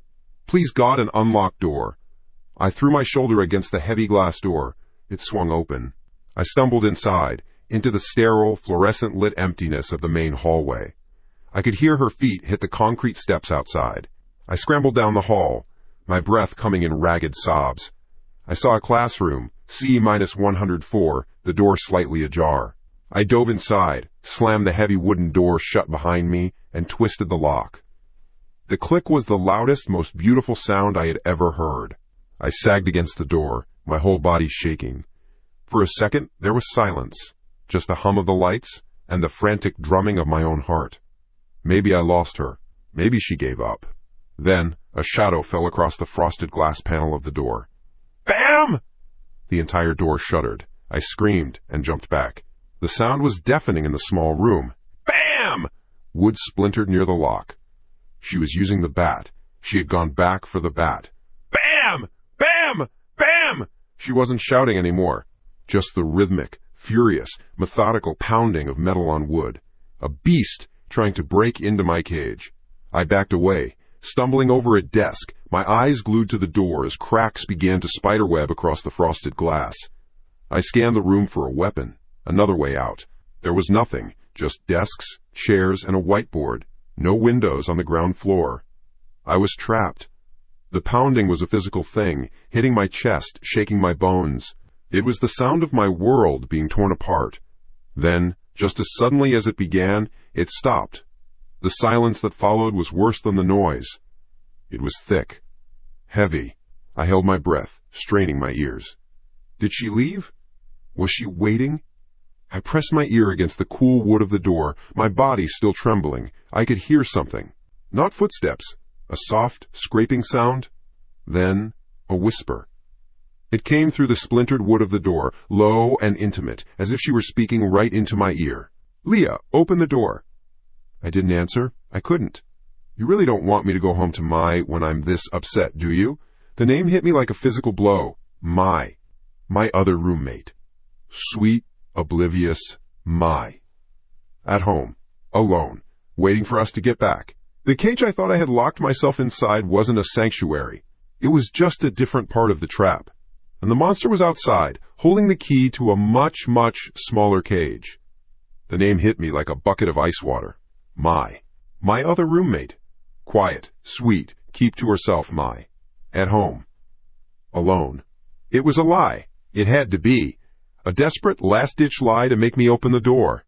A bluff. She was bluffing. The thought repeated in my head. A frantic prayer. Anna was a manipulator, not a monster who hurt innocent people. But then the image of Jake's body, folding like a cheap suit, flashed behind my eyes. My hand, slick with sweat, fumbled in my pocket for my phone. The burner phone, the one Jake had given me. It felt heavy, like a stone. My thumb trembled so badly I could barely unlock the screen. I scrolled to Mai's contact. My finger hovered over the call button. "Don't be true, please don't be true." I pressed it. The phone started to ring. The sound was thin and digital in the dead air of the classroom. One ring. My heart hammered against my ribs, a trapped bird. She's just sleeping. Her phone is on silent. 2 rings. A cold dread, thick and heavy, began to pool in my stomach. She always answers. Always. 3 rings. The silence between each ring stretched into an eternity. "Come on, Mai. Pick up, please." It clicked over to her voicemail. Mai's cheerful, recorded voice filled my ear. "Hey, you've reached Mai. Leave a message." I ripped the phone away from my ear as if it were on fire. My stomach dropped. No. It was a lie. It had to be. My phone buzzed in my hand. A text message. My blood went cold. The name on the screen made my breath catch in my throat. Mai. I opened it. It was a picture. The world tilted on its axis. It was our living room. My eyes took in the familiar details. The worn gray sofa, the crooked poster on the wall, the stack of magazines on the floor. Mai was sitting on the sofa. She was smiling, a wide, easy smile, holding up 2 fingers in a peace sign, the way she always did in pictures. She was wearing the ugly yellow sweater she loved so much. It was a perfectly normal, happy picture. Except for one thing. On the coffee table in front of her, placed dead center on a coaster, was the listening device. The small, black plastic square I had found in my room and thrown in the campus dumpster 2 days ago. It sat there, a black hole in the middle of the photograph, sucking all the air and light and hope out of the world. The walls of the classroom seemed to press in on me. The fluorescent lights hummed, a sound that drilled into my skull. The picture wasn't a threat. It was a statement. I am in your home. I am with your friend. There is no safe place. The knot of fear in my chest wasn't just about Anna anymore. It was about Mai. Was she a hostage? Or was that smile in the picture real? Was she one of them? The thought was so monstrous I couldn't even finish it. That's when I heard the sound. It wasn't the furious pounding of the bat this time. It was a sound far, far worse. A quiet, precise sound. A small, metallic click. The lock on the door turned. I stared, paralyzed, as the doorknob rotated slowly, deliberately. The door swung inward with a soft creak. Anna stood in the doorway. She didn't have the bat. She wasn't snarling. She was smiling. The same look of calm, paternal concern she had given me so many times over the past few weeks. And she wasn't alone. Standing next to her was a campus security guard, a man I'd seen 100 times. Middle-aged, overweight, with tired eyes and a salt-and-pepper mustache. He looked more bored than anything else. "There she is," Anna said, her voice dripping with relief. She looked at the guard. "I told you, she has these awful panic attacks. She ran off and locked herself in here." The guard looked past her, his eyes landing on me, then at the splintered door frame, then at the shattered glass panel. He frowned, a flicker of confusion crossing his face. "She did all this?" he asked, his voice a low rumble. "When she gets scared, she gets strong," Anna said, her voice dropping to a conspiratorial whisper. She took a step into the room, her hands held out in a placating gesture. "Leah? It's okay. We're here to help you. Let's get you home." Home. The word was a death sentence. I opened my mouth to scream. To tell him. "She's the one. She has a bat. She hit Jake. She has my roommate." But the words caught in my throat. I looked at Anna's calm, worried face. I looked at the guard's weary, skeptical expression. What would he hear? The rambling of a hysterical girl who had just destroyed school property? Anna had built her trap perfectly. She hadn't just isolated me physically, she had isolated my credibility. She had made me the crazy one. The guard took a step forward. "Come on, miss," he said, his voice gentle but firm. "Let's not make this any harder than it needs to be. We'll give you a ride back to your dorm." He kept walking toward me. Slow, steady, an agent of my destruction, and he didn't even know it. My back hit the cold cinderblock wall. There was nowhere else to go. My eyes darted around the room. Desks, chairs, whiteboard, and the window. The large plate glass window that looked out onto the dark lawn. My brain didn't make a decision. My body did. A lightning bolt of pure animal adrenaline shot through me, overriding every rational thought.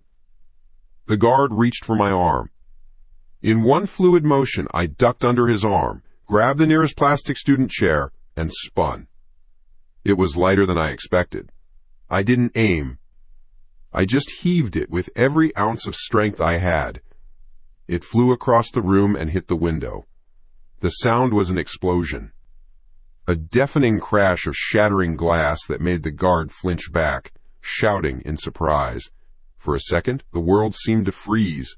A spiderweb of cracks erupted across the glass, and then the whole pane imploded, raining a curtain of glittering shards onto the grass outside. I didn't wait. I didn't think. I ran. I scrambled onto the windowsill and leaped into the darkness. I hit the ground hard. A shot of white-hot fire screamed up my leg as my ankle twisted, but I didn't even cry out. I pushed myself up, ignoring the throbbing pain. I was on my feet, stumbling, then catching my balance, and then I was running. I ran with a limp, my ankle protesting with every agonizing step. I ran across the manicured lawn, my sneakers sinking into the wet earth. I ran past the silent, hulking shapes of academic buildings. I didn't look back. I didn't dare. The only sounds in the world were my own ragged gasps for air and the slapping of my shoes on the asphalt path. The main campus gate was ahead, a beacon in the orange-tinged night. Freedom. Or something like it. I burst through it, a sob escaping my lips, and found myself on the empty street. Headlights. A car was approaching. A taxi. I staggered into the street, waving my arms like a madwoman. The taxi screeched to a halt a few feet from me. I yanked the back door open and collapsed onto the seat, my body shaking uncontrollably. "Go," I gasped, pointing straight ahead.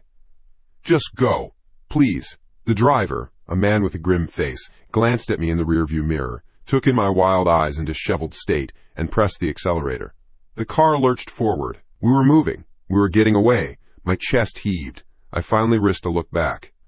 I twisted in my seat, my eyes searching for the campus gate, expecting to see Anna and the guard in hot pursuit. They were there. Standing under the archway, bathed in the glow of the security lights. But they weren't running. They weren't shouting. They were just standing still, watching the taxi pull away. The guard had his hands on his hips, a silhouette of confusion. And Anna was looking right at me. As the car picked up speed, putting more and more distance between us, She raised her hand. She waved. It wasn't an angry wave. It wasn't a threatening gesture. It was a slow, calm, friendly wave. A simple, cheerful goodbye, like she was waving to a friend at the end of a long day. Then her hand dropped back to her side. The car turned a corner, and she was gone. I slumped back against the vinyl seat. The image of that wave burned into my mind. The casual, knowing finality of it. It wasn't the wave of someone who had lost. It was the wave of someone who had just won. The cage I had escaped wasn't the end of the game. It was just the first level. And she had just let me go. She had let me run. Because it didn't matter where I went, the trap wasn't a room or a building anymore. The trap was the whole world. The taxi driver didn't say a word. He just drove. The streetlight smeared past the window, yellow and white streaks in the wet darkness. My ankle was a ball of fire, a hot, throbbing thing at the end of my leg. Every bump in the road sent a jolt of pain straight up to my hip. I didn't care. The pain was real. The pain was good. It was proof that I was out. I was away. I pressed my face against the cool glass, my breath fogging it up. In the reflection, I saw a stranger. Wild eyes, hair stuck to my forehead with sweat, a smear of dirt on my cheek. The only words that came out of my mouth were a choked whisper. Police station. The nearest one. Please. The driver just nodded in the rearview mirror, his face a grim mask. The station was a concrete box under the sick yellow glow of city lights. It smelled of stale coffee, disinfectant, and old paper. A fat sergeant sat behind a high desk, a glass shield between us.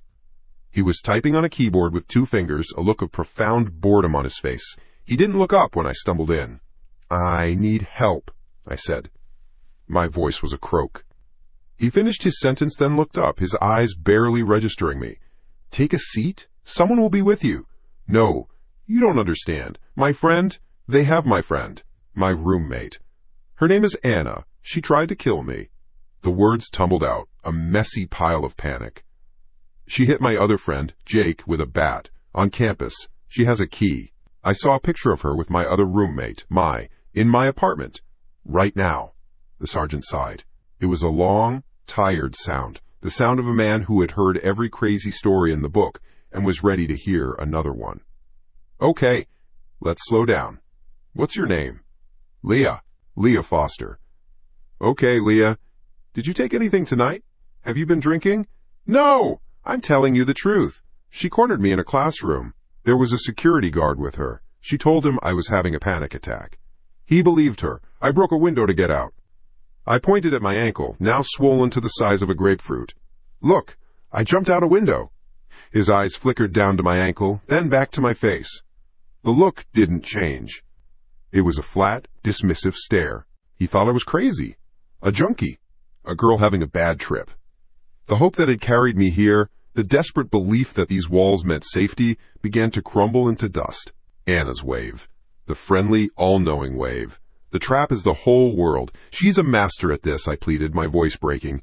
She makes everyone think I'm the crazy one. Please, you have to believe me. We'll get a report taken, he said, his voice flat. He was humoring me, dismissing me. Then a thought hit me, a single sharp point of light in the fog of my panic. The cameras, I said, leaning on the counter, my hands flat on the cold surface. The university, outside the humanities building. Room 204. The cameras will show you, they'll show everything. Anna with the bat, hitting Jake, me running. It's all there. You just have to look. The sergeant paused. For the first time, a flicker of something other than boredom crossed his face. Concrete evidence. That was a language he understood. He stared at me for a long moment, then picked up his phone. He turned away from me, his voice a low mumble. I couldn't hear the words, just the tired, official tone. I was led to a small, white room with a metal table and 2 plastic chairs. My ankle was propped up on one. The throbbing was a constant drumbeat, a rhythm for my racing heart. A younger officer brought me a cup of water in a paper cup. He didn't say anything. He just set it down and left. The minutes stretched. 10. 20. Every second was an eternity. Was Mai okay? Was Anna still there? Was this all a huge mistake? The image of Anna's calm, placid face burned in my mind. She wouldn't get caught. People like her never got caught. The door opened. It wasn't the sergeant. It was another man. Older, in his 50s, with graying hair and eyes that looked like they'd seen too much. He wore a rumpled suit, not a uniform. A detective. "Leah Foster?" he asked. His voice was calm, serious. I nodded, my throat tight. "I'm Detective Miller," he said. "We got a feed from campus security." He pulled the second chair out and sat down opposite me. He didn't look at me. He looked at the wall behind me. "The footage confirms your story. We have a clear shot of a young woman, matching the description you gave of Anna, striking a male student with a baseball bat. We have footage of her and a campus guard at the door of classroom 204. We have footage of you breaking the window and running." A breath I hadn't realized I was holding escaped my lungs in a shuddering sob. Relief. It was so powerful it almost made me sick. It was real. I wasn't crazy. It wasn't all in my head. "Thank you," I whispered. "Jake, is he okay?" "He's been transported to University Hospital. He's unconscious, but his condition is stable," Miller said, his tone clinical. "We're treating this as an attempted homicide. I've dispatched 2 patrol cars to your apartment." He finally looked at me, his eyes sharp. "I need you to tell me everything. From the beginning." Hope was a fragile bird, but it was alive, fluttering in my chest. I told him everything. About the burner phone Jake gave me, the listening device, the feeling of being watched, Anna's weird, possessive friendship, the text message, the picture of Mai, smiling, with the bug on the table. As I spoke, Miller took notes. He didn't interrupt. He just listened, his expression unreadable. When I finished, the little room was quiet, except for the hum of a computer fan somewhere down the hall. His radio crackled. "Dispatch to 7, Adam 12. Miller picked it up. "Miller here." The voice on the other end was tinny, full of static. "Sir, we're on scene at 450 Elm, apartment 3B. We've breached the door." A pause. The static hissed. "The apartment is clear. No one's here." The bird of hope in my chest froze. "They're gone," I breathed. "She took her." "Any sign of a struggle?" Miller asked into the radio, his eyes locked on mine. "Negative, sir. No forced entry prior to our own. Place looks clean. Too clean." Another pause. Longer this time. The officer on the other end sounded confused. "Wait a second, Detective. You said there were 3 female tenants registered to this unit.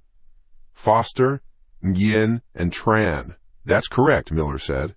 "Okay, so which bedroom belonged to your victim, Miss Foster?" "The one at the end of the hall, on the right," I said, my voice barely a whisper. Miller relayed the information. The silence on the other end of the radio was heavy. I could feel my blood turning to ice. The voice crackled back to life, and the words it spoke didn't make any sense. "Sir, I'm standing in that room. It's empty. And I don't mean just the person is gone. I mean everything is gone. The bed, the desk, the clothes in the closet. The walls are bare. There's dust on the floor. It looks like no one has lived in this room for a long, long time." My mouth opened, but no sound came out. Erased. I had been erased. All my things, my clothes, my books, my laptop, my pictures, every single piece of my life in that apartment, gone. As if I had never been there at all. It wasn't just gaslighting anymore. It was reality theft. Detective Miller stared at me, his brow furrowed in a deep line. He saw the look on my face. He knew I wasn't lying. This was wrong. All of it was wrong. He held the radio to his mouth again, his voice harder now, sharper. "Check the other 2 rooms." "Already on it, sir." "The other 2 bedrooms are furnished. Normal. Clothes in the closets, books on the shelves. Women's stuff. But no wallets, no ID, no purses. Looks like they packed up and left in a hurry. But the weird thing, there's nothing personal. No photos, no mail, no little knickknacks. It's like a showroom. A stage. A stage. The word hit me like a physical blow. A set. My life for the past 6 months had been a performance on a set. And now, The actors had left, and the crew had struck the set. Miller put the radio down. He looked at me, then at his notes. He picked up his desk phone. "Get me the registrar's office at the university," he said to whoever answered. "Now."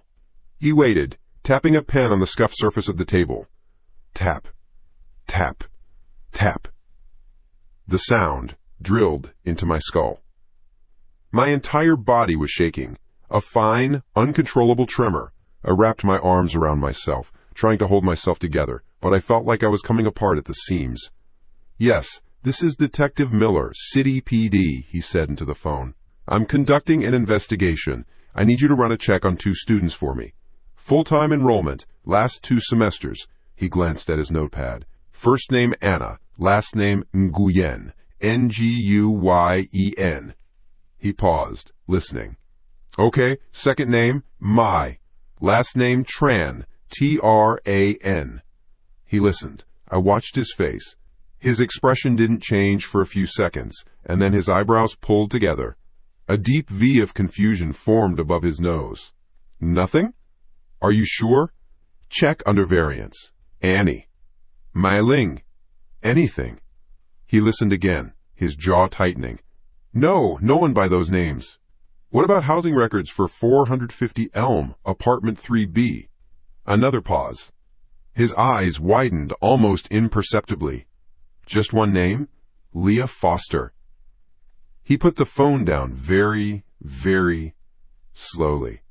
The click of the receiver settling into its cradle was the loudest sound I had ever heard. The room was silent. The humming from the fan was gone. The world was gone. There was only this white room and the detective's stare.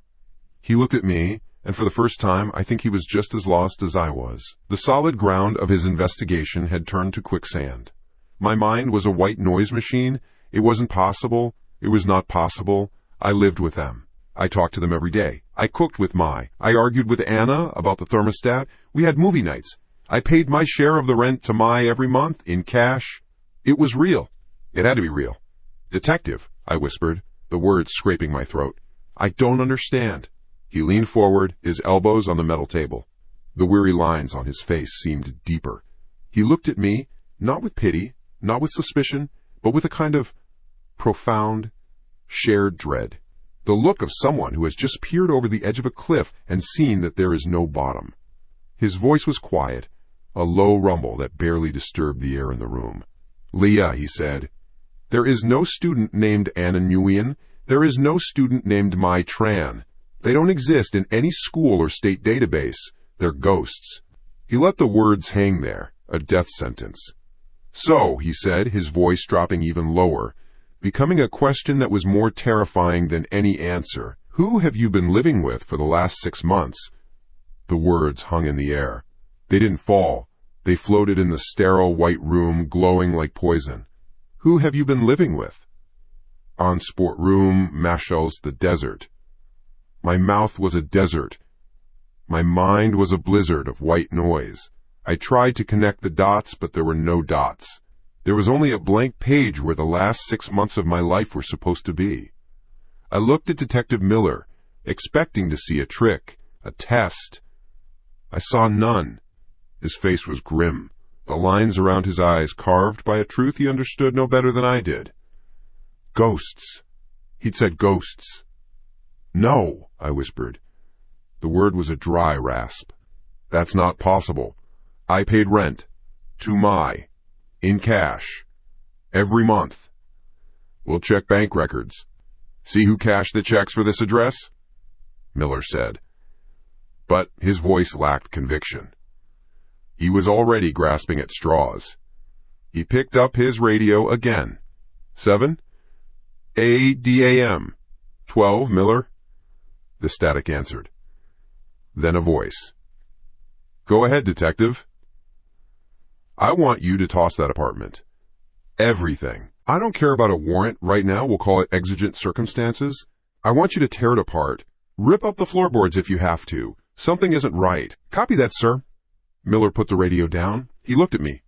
The look wasn't one of accusation anymore. It was something else. A shared confusion. A shared fear. The professional mask had cracked, and for a second I saw a man looking into the same abyss I was. "Leah," he said, his voice quiet. "I need you to think. Anything. Any detail. A license plate. A last name they mentioned, even as a joke. A place they used to work. Anything at all." I ransacked my brain. It felt like picking through the wreckage of a burned-out house. Fragments of memory floated up, covered in smoke. Movie nights on the couch. Mai humming as she cooked pho, the smell of star anise and cinnamon filling the kitchen. Anna, sitting at the table, watching me, always watching, with that small, placid smile. They were real. They had weight. They took up space. How could they be ghosts? "No," I said, shaking my head. The movement was jerky, uncontrolled. They were students. Like me. They never talked about work. They never talked about family. It was always just us, the three of us. The realization hit me like a splash of ice water. In 6 months I had learned nothing about them. Nothing that mattered. I had been living with two perfect strangers. No, not strangers. Strangers have histories. These were blanks. The radio on Miller's hip crackled again. "Detective, you're going to want to hear this." Miller snatched it up. "Talk to me." "It's Officer Chen, sir. We're in the second bedroom. The one registered to... well, no one. The one Anna was in. Place is clean, just like the other one. But there's a loose floorboard under the spot where the bed would have been. A loose floorboard. The detail was so small, so mundane, it felt sharp. It was the first solid thing in a world that had turned to mist. Anna, I breathed. She was meticulous. She was a planner. She wouldn't leave a loose floorboard by accident. What's under it? Miller's voice was tight. A pause. The static hissed and popped. For a few seconds, it was the only sound in the world. I held my breath. My heart hammered against my ribs, a frantic, trapped thing. "It's a laptop, sir." Chen's voice came back, tinny and distant. "A black ThinkPad. Looks brand new." Miller's eyes locked onto mine. "A laptop. A physical object. Proof." "Bring it in," he started to say, but Chen cut him off. "I've got it open, sir. There's no password." "No password." "Of course not. A password implies a need for privacy. Anna never seemed to need that. She didn't have secrets. She was a secret." "What's on it?" Miller asked. Another pause. This one was longer. I could hear faint, muffled sounds in the background on the other end of the radio. A keyboard clicking. A quiet curse. "Sir!" Chen said, and his voice had changed. The professional tone was gone. He just sounded young and scared. "There are folders on the desktop. A lot of them." "What kind of folders?" "They're just names, sir. First names, all girls' names. Jessica, Chloe, Emily, Sarah. There's maybe 30 of them. A list. I was part of a list." The thought was so cold it burned. The white room seemed to shrink, the walls pressing in. The air was thick, heavy. I couldn't get enough of it into my lungs. The throbbing in my ankle was a faint, distant signal from a body that was no longer mine. Is there a folder named Leah?" Miller asked. He didn't look at me when he said it. He looked at the wall. The silence that followed was the worst one yet. It was a bottomless well of static and dread. I could picture the scene. The empty, staged room. The young cop, his face lit by the cold blue light of the screen, scrolling through a list of names. "My name." "Yes, sir." Chen's voice was a whisper now. "I'm looking at it." My stomach clenched. I thought I was going to be sick. This was it, the answer to the question. Who have you been living with? "Open it, Chen," Miller commanded. "Read me the file names exactly as you see them." I closed my eyes. I didn't want to hear it, but I couldn't block it out. The tinny voice from the radio was inside my head. "Okay, sir." The files they're labeled as phases. The first one is Phase 1, approach and establish trust. The memory hit me. My first day, dropping a box of books. 2 girls stopping to help, Anna and Mai. Smiling, so helpful. You new here? We've got an extra room. Phase 2. Introduce threat and isolate, Chen read. The burner phone Jake gave me. The feeling of being watched. The text messages. Anna's constant warnings. The world is a dangerous place, Leah. People aren't who they seem. You can only trust us. They didn't protect me from the threat. They were the threat. Phase 3. Psychological fracture and create dependency. Jake lying in a pool of blood. The erased apartment. The disbelieving cop at the front desk. My entire reality being dismantled, piece by piece, until the only people I had left to turn to were them. It wasn't random. It was a script. A fucking playbook. Sir, Chen's voice cracked, there's one more file. Just one. It's a video file. Pause. The file name is Phase 3 Complete. And then there's a text document. Its title is... I opened my eyes. Detective Miller was staring at the radio, his knuckles white where he gripped it. What is it, Chen? He barked. Read the damn file name! The voice came through the speaker, and every word was a nail hammered into my coffin. Preparation for Phase 4, Harvest. The word echoed in the silence of the room. Harvest. It wasn't a word for people. It was a word for crops. For cattle. I was a thing to be cultivated and then reaped. A wave of nausea washed over me, hot and acidic. The room tilted, the white walls blurring at the edges. I put my head between my knees, gasping, trying not to pass out, trying not to scream. The sounds of the room, the hum of the fluorescent lights, Miller's breathing, the hiss of the radio, faded into a dull roar. I felt a hand on my shoulder. It was Miller. Leah, breathe. Just breathe. I shook my head, unable to speak. My life wasn't my life. It was a project. An elaborate, sick performance for an audience I couldn't see. Anna and Mai weren't ghosts. They were something worse. They were caretakers. Gardeners. And I was their crop. Miller was talking into the radio, his voice a low, urgent growl. Chen, I want every name on that list. Every single one. Cross-reference them with missing persons reports for the last 5 years. State. National. I want to know who these girls are. He got off the radio and looked at me. His face was a mask of cold fury. The weary detective was gone. In his place was a hunter. They won't get away with this, he said. The words were a promise. A vow. A few minutes later, another officer came in. He was young, like Chen, and he carried a tablet. He didn't look at me. He handed it to Miller. The list from the laptop, sir. Miller took it. He scrolled through the screen with his thumb. His expression was stone. How many Match MP reports? So far? 6, sir. All from the city or surrounding counties. All vanished without a trace. The oldest one is from 4 years ago. My blood ran cold. This had been going on for years. 30 folders. 6 confirmed missing. How many others were there? And T. I want to see it, I said. My voice was thin, but it was steady. I had to know. I had to see the blueprint of my own destruction.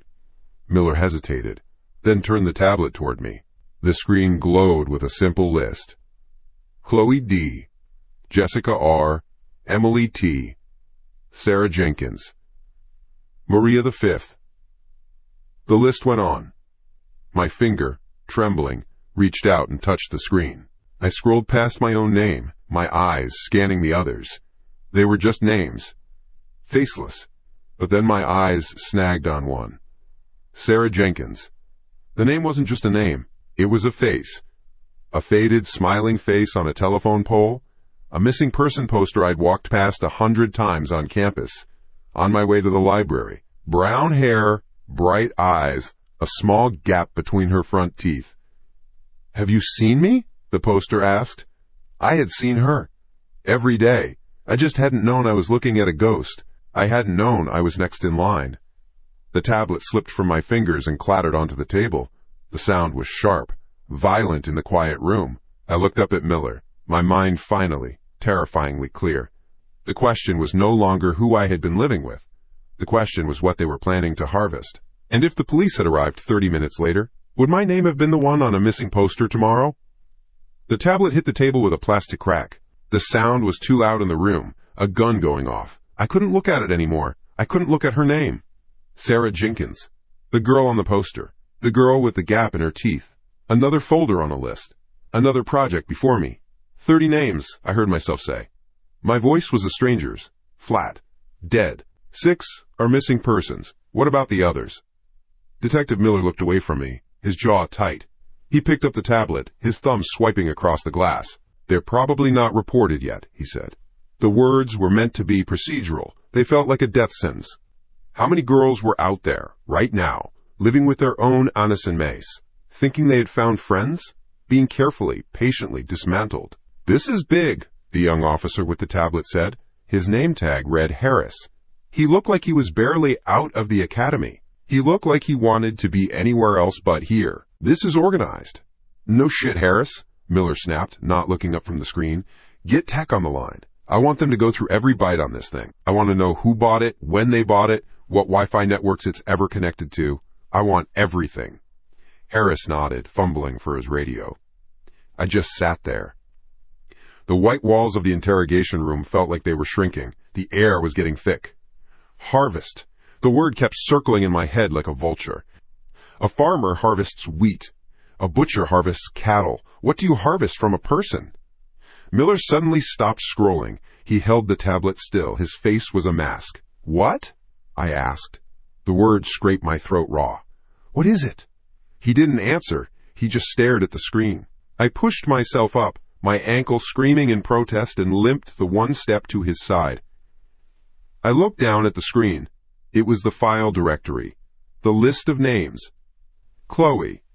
Jessica. Emily. Leah. But near the bottom, separate from the others, was one last folder. It didn't have a name. It had an icon. A stylized, minimalist drawing of 3 figures holding hands. And beneath it, one word. Family. The word was a punch to the gut. It was so wrong, so twisted in this context, that my brain refused to process it for a second. Family. The thing they had pretended to be. The thing they had weaponized. It's encrypted, Miller grunted. AES 256, top level. Harris came back into my field of vision. Tech is on it, sir.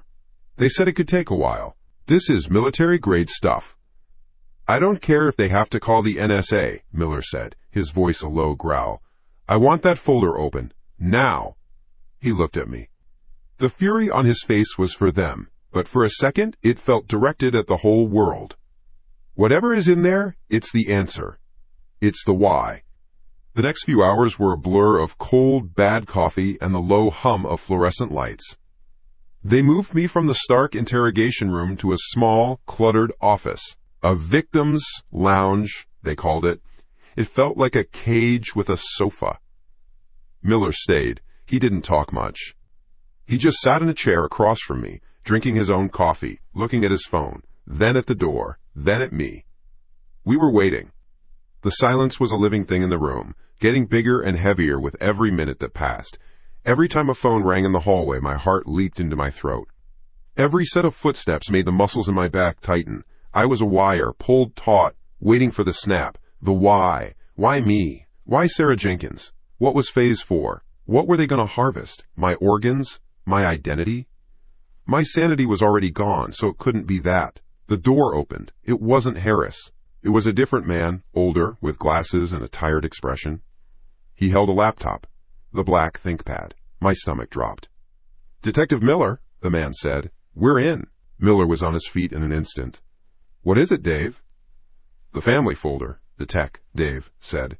He set the laptop on the small desk between us. It was tough. They knew what they were doing. But they made one mistake. The key was hidden in the metadata of one of the OS system files. Arrogant? I couldn't breathe. This was it. The curtain was about to be pulled back.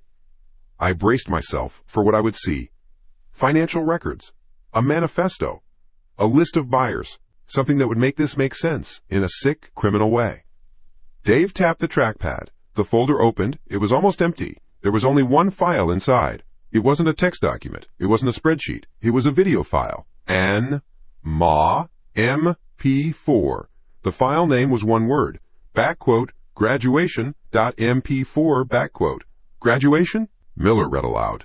The word hung in the air, wrong and out of place. It felt clean, hopeful. Here, it felt dirty, profane. Play it, I said. My voice didn't waver. I didn't recognize the strength in it. Miller looked at me, then at Dave.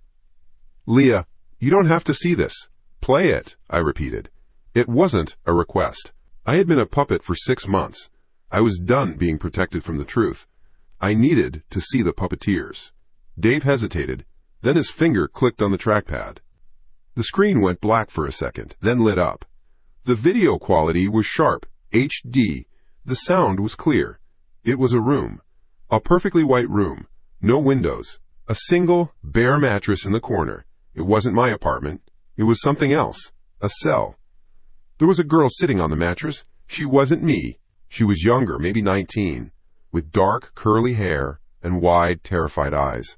She was hugging her knees to her chest, rocking back and forth. A low, continuous whimper came from her. I knew that sound.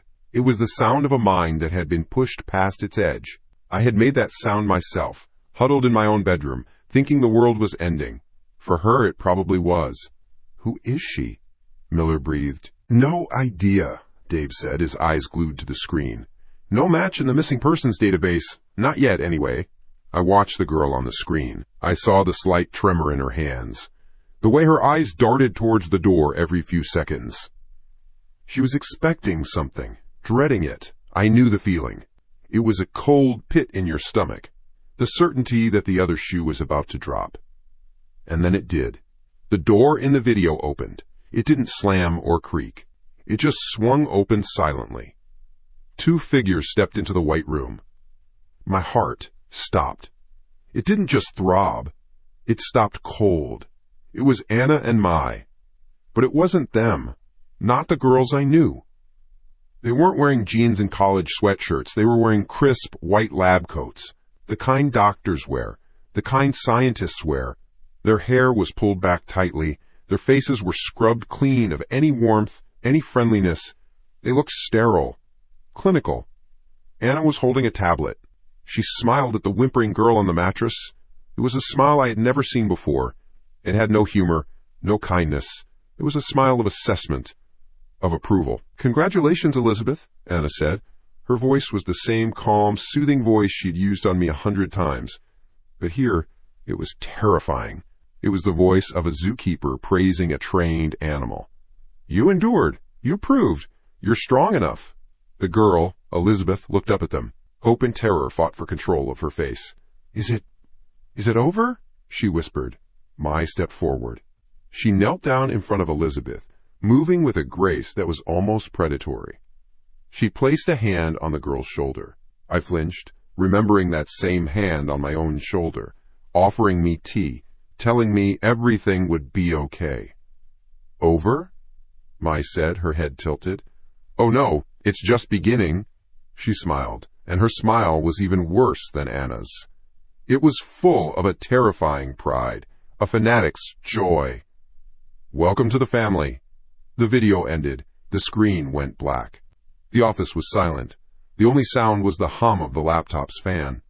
Dave, the tech, was staring at the blank screen, his mouth slightly open. Miller stood rigid, his hands clenched into fists at his sides. I didn't move. I couldn't. My mind was a screaming void. The theory we had built, the one that had at least a sick, understandable logic, shattered into a million pieces. This wasn't a ring of human traffickers. This wasn't a group of killers harvesting organs for the black market.